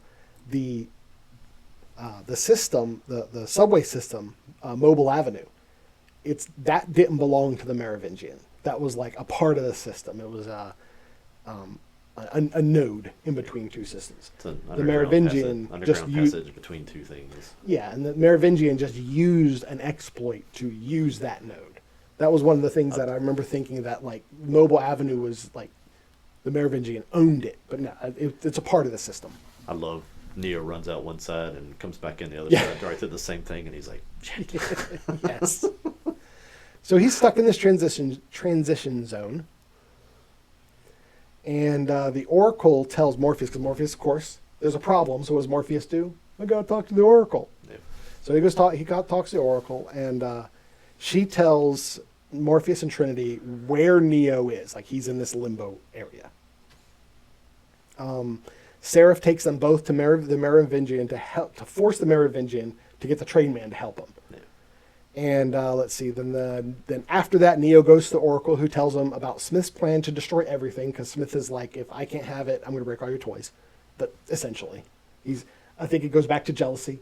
Like, Yeah. no matter how many copies of him he makes, he can't become organic or can't have a soul or whatever you want to say. Yeah. So he just wants to destroy everything. Let's see. Then at this point, Smith shows up. He takes over the Oracle. And this is when like Smith starts to just like overtake the Matrix completely. He's like a virus, essentially. I love the portraying him as just like a giant computer virus. Yeah. And how it's you see it at the very beginning of the second movie, where he walks up to the other agent after they like fight Neo, and Neo flies away, and he just like, does he take over that one? Yeah, he like shoves his hand in his. Or is it? I'm pretty sure we see him take over an agent. He takes over an agent in that movie. I can't remember if that first scene though was like where he and another Agent Smith just walk up and talk to each other, like, and say something witty. I can't remember what it is they say. It's something, yeah, good to be me or some stupid thing like that. Yeah. Yeah. It's nice to meet me. Yeah. I don't know, something like that. Yeah.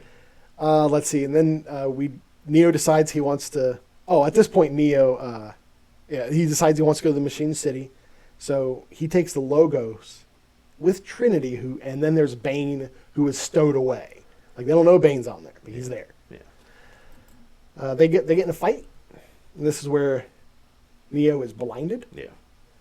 And it turns out he can still see, like, machine code. This is from him being, like, still connected to the Matrix, even though he's not connected to the Matrix. Yeah. And we get a cool visual of him, like, with a pipe or something. Like, he just smashes Bane's skull in, but it's, like, in that machine, like, fiery machine the code look. goes everywhere. But then they do show, like, a bloodied dude laying there on the ground. So it was a good way to avoid the gore. He knocks the code out of him. I like it. Knocks the code out of him. Let's see. Zion at this point is breached. The hammer activates. The hammer activates an EMP, and all of the Sentinels fall.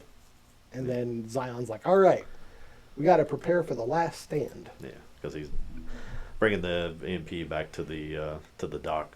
The dock had been under siege. They've been fighting it with their little machine mech things, and we're just getting overwhelmed. So the hammer, or whichever ship, I forget what ship it was. The hammer, the Logos. Trinity and Neo have their Logos. The hammer comes back through, just blows through the door, and it's crashing into the dock and just sets the EMP off, and it kills up hundreds of the Sentinels. But then they're like, "Well, you've just disabled every defense that we have, so we're gonna die." And these are the fights that make up the majority of this film. Like, it's just a lot of this and agent fights and stuff like that. Yeah. Neo and Trinity get attacked by Sentinels on the way to the Machine City, and there's that beautiful scene of the ship going above the clouds. Yeah. And after 3 films of seeing just dark, dreary, stormy, you see like the sun. Yeah. And it's a beautiful scene. Because you have to come back to I think they mentioned it in the first one, and they definitely kind of fill it in for you better in the Animatrix. They do mention it in the first one. Because they thought that they could cut, all the machines were being powered by solar power before they started powering themselves off of people. So the original strategy was just to burn the sky and make it to where the sun was inaccessible to anybody. And yeah, Morpheus tells Neo in the first one, we don't know, I think he says something like, we don't know who shot first, but we know it was humanity that scorched the sky or something like that. Yeah. Which is funny because we have people like Bill Gates now saying we should make it so the sun doesn't come through the atmosphere as much. I'm like, watch movies, read books. It's a bad idea. I don't want to say anything negative about somebody else's life, but it'll be better for humanity when Bill Gates has moved on. The dude has got he's nefarious. Everyone can be redeemed. Yeah, that's up to him. I think he needs to work on that a lot. Let's see, and then they come up and then they crash. After that, they go crash into the Machine City because they're being overwhelmed by Sentinels. They kind of go up and kind of shed all of them off. Yeah. But the ship they're in is basically disabled. It's kind of like that Superman scene when he goes into space in the new Superman. Yeah. There's another movie. There's another film where it's like that, where they fly up into the atmosphere. Dune. Is it?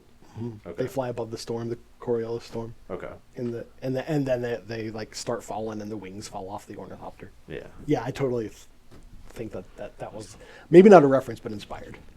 But yeah, they from there the ship is disabled, so it's just crashing back down, and they kind of Trinity is trying to guide it to the center of Machine City, and they crash, and she gets impaled. And Trinity's dead, and he goes and talks to the Deus Ex Machina, one of the biggest eye rolls in the franchise.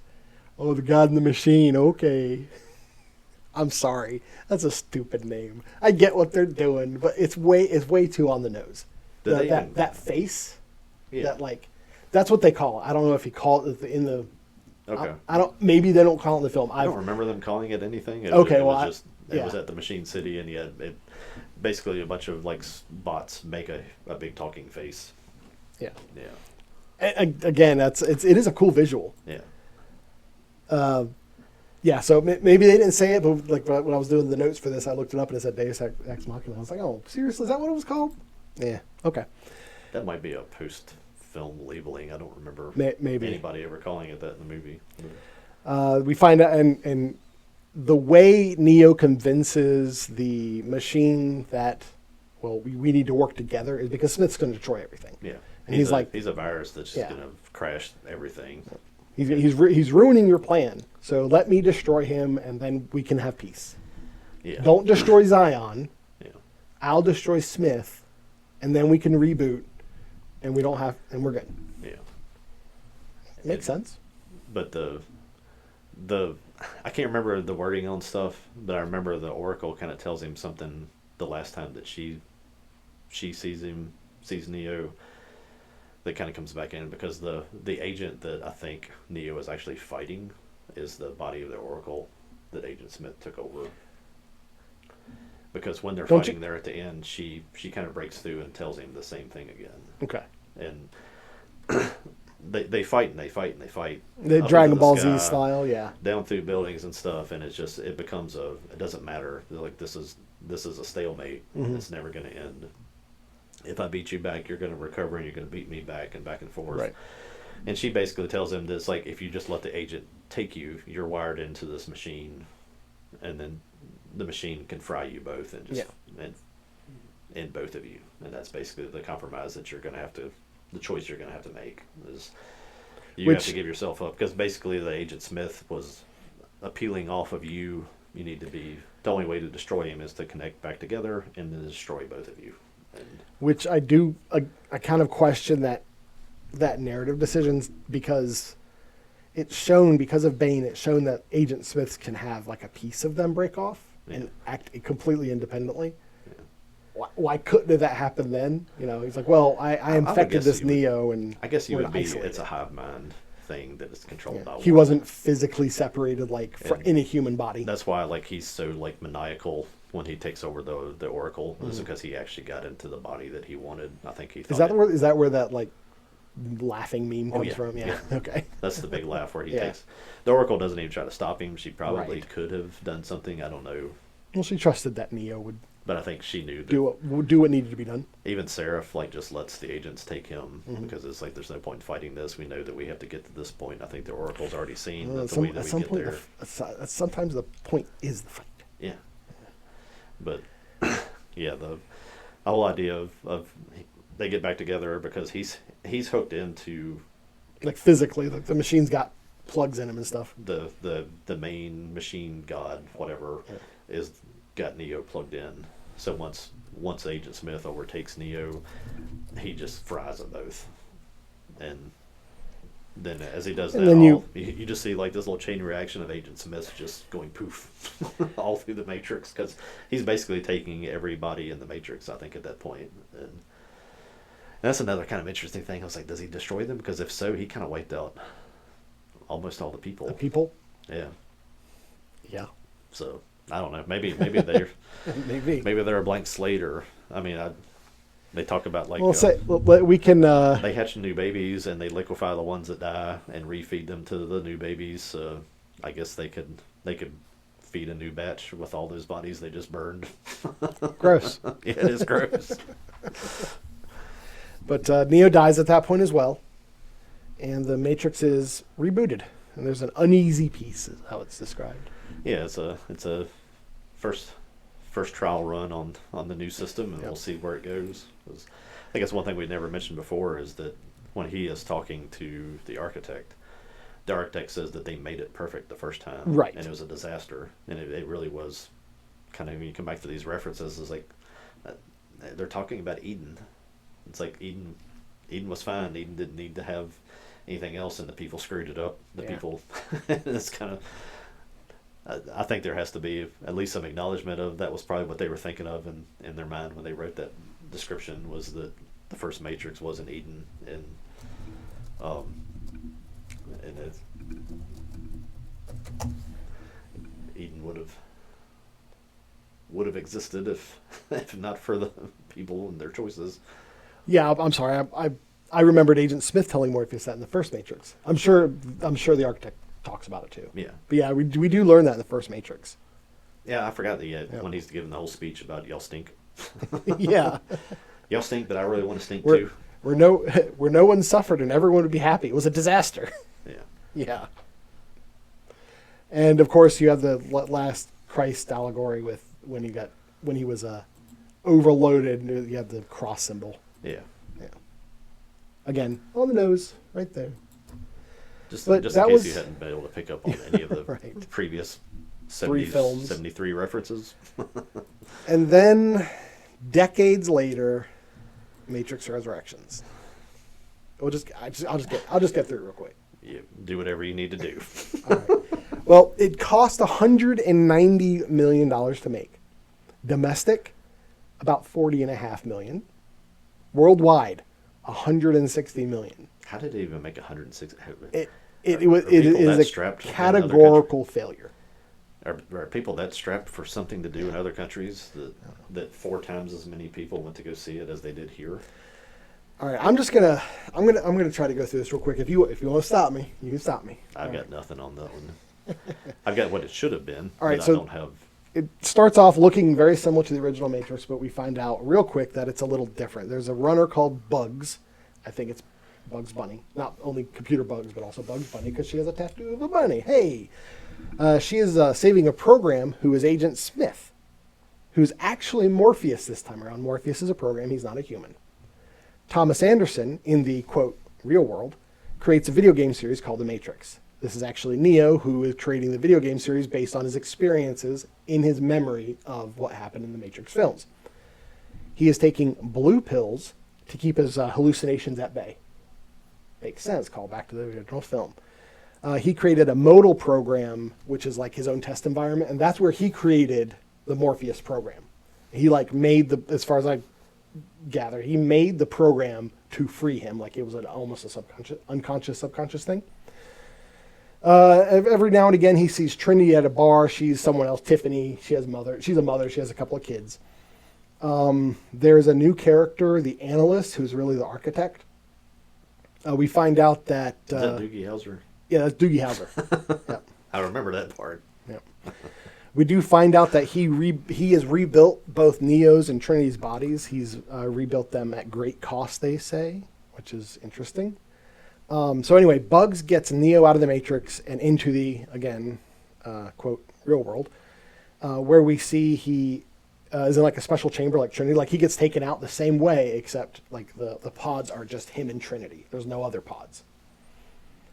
They go to the new human city, Io, and it turns out the machines couldn't produce enough power, so there was like a machine war for resources. And they needed a new power source. I gather that the power source was love. That's the whole Trinity. They needed Trinity and Neo because their love created enough power for the machines. I have no idea. If that's really what it is, that is corny. But anyway, I just really, movies like that where I was just sitting there really counting, like, how much longer is this thing? 10 or 15 minutes into that one, I would have, if I had been there with a group of people that I drove there, I would have been like, I'm going to go do something else, guys. Neo tells Niobe, because she's Niobe's over Io, that he wants to save Trinity because he saw Trinity when he was pulled out of the Matrix. He wants to save her, and Niobe was like, no, you're going to put us all in danger. I'm going to put you in jail. Bugs comes in and rescues Neo from Io, like she rescued him before from the Matrix. And let's see, they go back into the Matrix, and then we do find out that there are machines that fight the Matrix as well, because for some reason the machines want choice, kind of like Agent Smith had choice. They want that choice as well. Neo goes to meet the analyst, and the analyst uses bullet time. Get it? There's bullet time. They actually call it bullet time in this. And he explains that they need to keep Neo and Trinity close but separate because the draw that they have to one another is like their love is the power of their source, but if they get together, it's catastrophic for the Matrix. So at this point, Sati, this is a little girl. This was the girl that Yeah. Ramachandra got freed. Right. So in like the whole reason they needed to escape in before was because the little girl was a program without a purpose. Yeah. Well, her purpose is to figure out a way to get Trinity out. And so they do remind Tiffany of her true self, and she realizes she's Trinity. And there's this real convoluted, like I remember being confused about what happened, and when I was reading like the plot synopsis of this, I was still like, what? Something about bugs having to like take Trinity's like personality while they take her body as well. Whatever, it doesn't matter. Once Trinity realizes who she is, she awakens and she becomes her true self, and then she's the one. And then Neo and Trinity fly away, and they at one point they talk to the architect, and they at the very end they talk to the architect. Or, sorry, not the architect.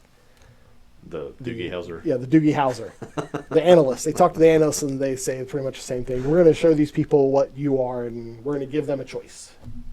That is very dirty overview of the Matrix Resurrections. Here's what I think should have happened. Okay. Part of the deal at the end of the third movie was that we would wake up anybody that wants to be woken up, and people that want to stay get to stay. So there's still going to be people in pods powering the Matrix. Right. There will still be free people that will be able to come out and build a world. We'll have a peace treaty. We can actually start to live on the surface again and all that kind of stuff. I thought the idea of Neo and Trinity both deciding that they wanted to be woken up, they don't want to be in the Matrix anymore, would be fascinating, of them being they're real life people. Yeah, but they're both dead. Yeah. Yeah. That was the only thing I thought of. I mean, it would have been easy to have been like, we had their DNA on file. Like, well, we rebuilt the bodies. Not we made more. We have. That was more. the only thing that I thought as a possibility for this thing to even have a functional story would be for them to be awake in the real world somehow, whether they were cloned or whatever, and not have any really recollection of what had happened, and them sort of finding each other again. And again, that wouldn't have been an action movie. It would have been more of like a love story. another kind of story, and it could have come back into, if you wanted to make an action thing, there could have been the little faction of machines that were rogue machines. If you wanted to be super corny, you would come back and find these people and say, we need to reinsert you guys, we need you one more time. Right. And that would at least would have been something that would have stayed in line with the other storylines, or part of the deal of them, of Neo sacrificing himself. If they thought that far ahead, would have been like, I need Trinity back. I want you to save me and Trinity. And whether they just existed as a program or something, and since they couldn't go back to their bodies, since she got skewered and he got cooked, then maybe they do that. And that could have been something else. They could have gone into the Matrix as good people, as with the power of agents or that kind of thing. There's stuff they could have done, and that movie was such a just disaster of ideas. I was like, I don't even know. Again, equating it with Star Wars, I find it wild that both the Matrix and the Star Wars series both brought up the idea of a dyad at the same time. Like, oh, well, we need this man and this woman together to make the true power. Like, both of them did it, which is interesting because that's like way antithetical to like what our culture teaches. Our culture teaches you're enough. You alone are enough. So that I saw one. I'm sure someone could write a dissertation about that. I saw somebody trying to interview Larry, and the poor dude just looked like just spaced out, like couldn't form sentences to respond to the questions they were asking him, and they like cut the interview off, and it was like, well, I got the feeling at the time. Why is this person being drugged around to do this stuff? It's like, this person looks like they're sick and they need help. Oh, like they were mentally out? Yeah. Oh, okay. Yeah, like not functional. Like probably like when I'm sitting there asking you the question, she was seeing a dragon with its head on fire or something. That's uncomfortable for everybody involved. It was comfortable to see, and it was like, I even heard that after this whole transition thing happened with him, that they tried to hide it while some of these other films were in production, and they would dodge interviews and stuff like that, and people would be like, well, they just want their privacy, like they were. Right. So the guys have been through some stuff. I really feel bad for these people because they were some creative geniuses, and the amount of drugs and other things that have probably got into their lives. Well, since before but we really saw a lot of stuff about that. When I heard Matrix Resurrections was happening, I thought that it was one of those things where like Fox, right? Yeah, was like, or WB is saying, it was like, we're going to make it with you or not. And I almost kind of wonder if it's like, if there's still, maybe Larry had some kind of contract thing, still had rights to it, and they're like, we're going to do this, but we need you to come back and like sign your name here so we can do this. And what was produced, what Lana produced wrote as well, really seems like it was an attempt to destroy the franchise. Yeah. It was like, oh, I'll make it, but I mean, like they even aped it in the story itself, where Thomas Anderson was like, well, I don't want to make any more Matrix things. Like, well, we're going to make it anyway, and he was like, fine, I'll make it. It's kind of, I felt like it was exactly what happened in the real world. It was such a waste of time and waste of resources and waste of these actors' credibility. I mean, my assumption, I can see that from what I've heard about Keanu Reeves is that he truly is just one of the few like really nice people in Hollywood. Right. And I could see that him having a tie to the Wachowskis from being with them for so long, of being like, yeah, dude, I'll do anything you need to help you, and if you need to make this movie, then yeah, I'll come be in it. I don't care. And that's the only way I can even see how these people got back into it, is they just maybe are still trying to support them and help them through all the stuff that's going on with them. And I guess if you have enough money, you can just be like, dude, I don't care. I'll make a crappy movie, and y'all can say bad things about me if you want to. But Keanu Reeves has never shied away from making. I'm not going to use the word slop. I'm making less than. I'm pretty sure that less than the best. Probably driving a little nicer car than I am. I don't know. He seems pretty humble at the moment, maybe. Probably eats steak a few more times a month than maybe. I do. So I don't think he's hurting. So when we first heard about Resurrections, and like we saw the first trailers, my assumption was different from what existed. I still would have liked to have seen what I thought it was going to be, which was, I thought we were going to see a film in which Keanu Reeves is an actor who played in the films The Matrix, and Keanu Reeves finds out he's in The Matrix. Yeah. I thought it was going to be like a meta thing, where like if you'd embraced that and went straight with that and not tried to run all over the place like that film, that would have been interesting too. Yeah. I was kind of thinking, it's been so long since I've seen that, I kind of even forgot that that there weren't any bodies to go back to. Right. Yeah. But I was thinking of them, trying to be like, these are real people. These were the real people that were in the pods, but they can't be because they were woken up out of it. But again, me trying to like dig a fourth story out of that, I don't guess they did any better than I could have done. Yeah, I think narratively, the idea was that they recovered. They had Neo's physical burnt body. Yeah. They had his body, and then they recovered Trinity's body, and they literally they resurrected both of them. Yeah, that's why it's Resurrections. Yeah. All right, so the main reason I wanted to talk about Resurrections is The Matrix 5 is now in works, with Drew Goddard set to direct. Who would Drew Goddard be? Drew Goddard. He did. Oh, that says The Matrix. Cabin in the Woods. Is he the one who did that?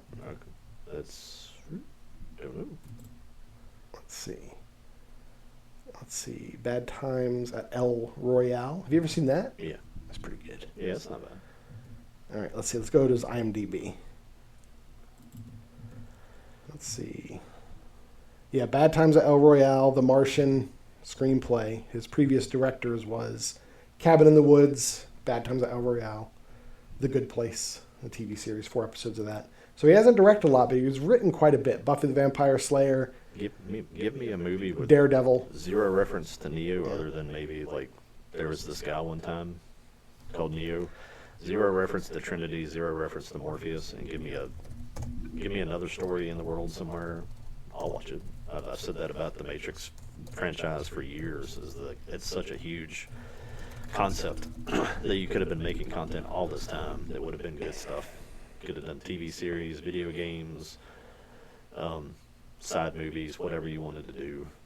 But people just can't get outside of their little box of ideas. And I guess maybe it's not even that. It's that you can't sell something that doesn't have some tie to the old stuff. And you can't get some corporate board to approve a movie. It's like, we're not going to approve number 5 unless it's got Keanu Reeves in it.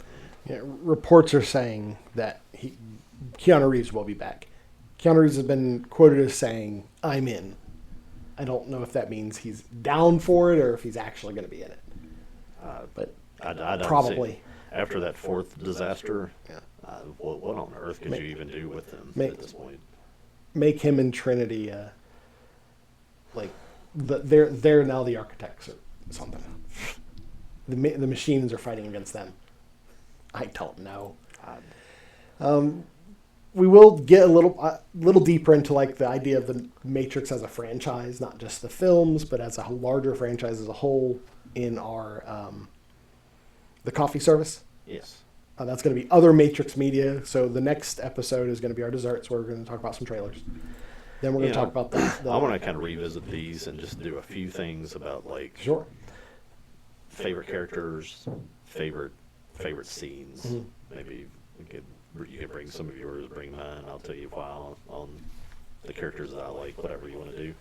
I think there are some really iconic characters through these things that need a little bit more discussion. And scene-wise, I could sit there and go through every scene that they've done and be like, this was cool because. But I think because there are so many like really awesome scenes, it's kind of worth just running through those. We don't have to spend a lot of time on those too. But yeah, I've got the comics upstairs, which I might get back and read through. Probably don't need to watch the Animatrix again, but I'll do it because I'm definitely watching that. You don't have to twist my arm to get me to do that. But yeah, Still a lot to talk about, but that's plenty for these 4 films. Yeah, it's a shame that something that starts out so good ends up where it is. It really is. But that doesn't denigrate the first one. It still is one of my 2 all-time favorite films, and it'll take something really good to ever knock it from that spot. And I will say that I am a lot more open and accepting of part 2 and 3 today than I was in 2003, 2005, or whatever. I don't dislike the storylines at all. Yeah. I think it really was just a style. And For what was all going on with the directors of this stuff, I guess you should probably be thankful that they turned out as good as they did. I think they got lost in the thesaurus, man. Well, I mean, these people were A lot of in them. personal turmoil in the middle of this. How can you direct a movie and not be... And again, I don't say that to disparage the Wachowskis. I feel bad for them. I feel bad that somebody got drawn into this, got convinced that fast into that kind of lifestyle. Where, I mean, he was going to dungeons and getting tortured. Yeah. I mean, That's crazy. That's just an insane thing to think that you got drawn into that. And then on top of that culture turned you into having to transition to Alana. I mean, where's the joy in that dude's life? I mean, I really feel bad for them getting drawn into that, and if that's what fame and fortune brings, then keep me poor and unknown, please. Working on it. We're working on it, Joel. I'm fine wearing my bibs and having 20 followers. I'm good. I'm good right there. Just keep your money and your freaky stuff away from me. It would be interesting to look at directors and movie producers when they continue to make films during times of strife or turmoil in their life. Well, I mean, these guys were young. These guys were young, gaming. Oh yeah. These guys, would have been us in our early 20s. Yeah. If you imagine that we made a world-changing movie, and then you just threw a pile of freaking money on us both. I mean, how do you even know how you'd even react to that? I mean, Well, that whole situation might be an answer to one of the questions I have that I'll ask in coffee service. all right, we'll hang on to it for that. Yeah.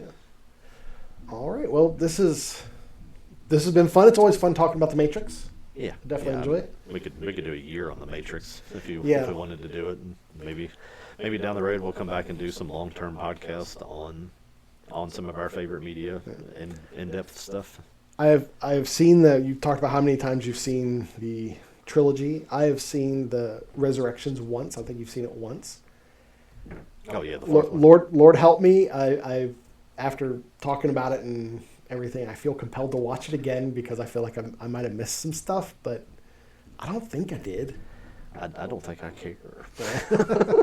I'm think- Seraph on that one. I think That's I think maybe the fact that they are planning on a next one, I'm like, okay, well, are they going to make another? Is this going to be a new trilogy, or are they going to like try to reboot it again? Maybe I'll wait till the fifth one comes out to see. I love the franchise, and Well, would you if when I say like I've done the thing where I'm okay to like stop watching Yeah. NFL football, and I'm Yeah. okay to stop watching the Super Bowl, and I'm becoming fine with like you're pillaging a franchise that I love. I'm fine to not watch what you're doing to it. I don't need to go see it so I can be in on the group of. I don't need to be part of the Matrix and everybody online. I'll get in to say my little thing about how stupid it was. I'm like, nah. I'm haunted by hope. That's my problem. Like every time I hear about something new, I'm like, oh, maybe. I mean, Alien Earth. When I heard Alien Earth, it's like, oh, this is going to be amazing. This is going to be great. Alien Nope, Earth, horrible. Both got, and again, those help it make it easier for me the next time to just walk away from it Yeah. because there hasn't been one of those. Oh wow, that's going to be awesome. That has turned out to be awesome. I mean, the 28 years later franchise is teetering on the ledge of keeping me interested in it, Right. Because they're trying and they're not being insulting to the properties. They're not the best writers, I think, in the whole world on the whole thing. I think they could have done better, but they're not trying to insult people, and they're not just disrespecting the original stuff. I think they just really tried to take up too big of a bite the first time, and really honestly tried to fix it in the second one in the Bone Temple. I'm kind of looking forward to seeing the third one to see which way they swing on the teeter-totter on that one. But Man, something like this, the fourth movie, gives me no reason to look forward to a fifth. There's no credit that carries over from that. The second and thirds, like I said, I'm good with those. That they weren't great, but I take those along with it because it's part of. I appreciate what they attempted, Yeah. and I appreciate the larger world that they were developing. There's nothing in there that's insulting to my intelligence in the second and third ones. There's just stuff that was unnecessary. And I think when you come back and see it from the context of what the directors are going through, it makes it pretty easy to be like, man, it'd been nice if they could have stayed in Chicago and stayed away from that culture Yeah. and just made their movies and not had people trying to drag them down into that life of deviance. I mean, I think I'm surprised the fourth movie that they're all not just bound and gagged and whipping each other. I guess it's so far removed from these three when they were younger that, again, I don't know that Lana had any idea what he was doing in that fourth one. Like I said, you see people that are on heavy medication, heavy antidepressants and stuff like that, and when they tried to interview him, her, whatever, it just looked, you almost felt bad watching somebody bother the poor person. The Matrix Resurrections was written by multiple people, wasn't it?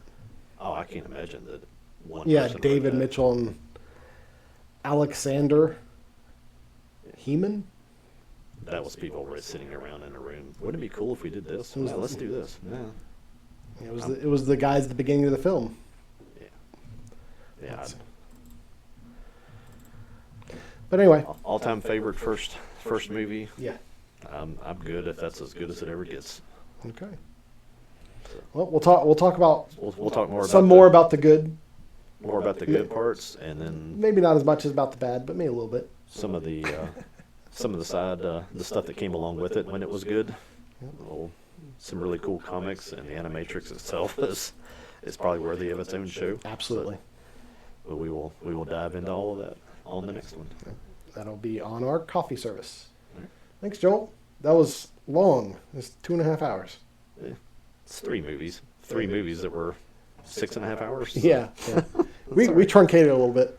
Yep. But we'll see you on the next episode. This has been episode 50 of Appalachian Dim Sum.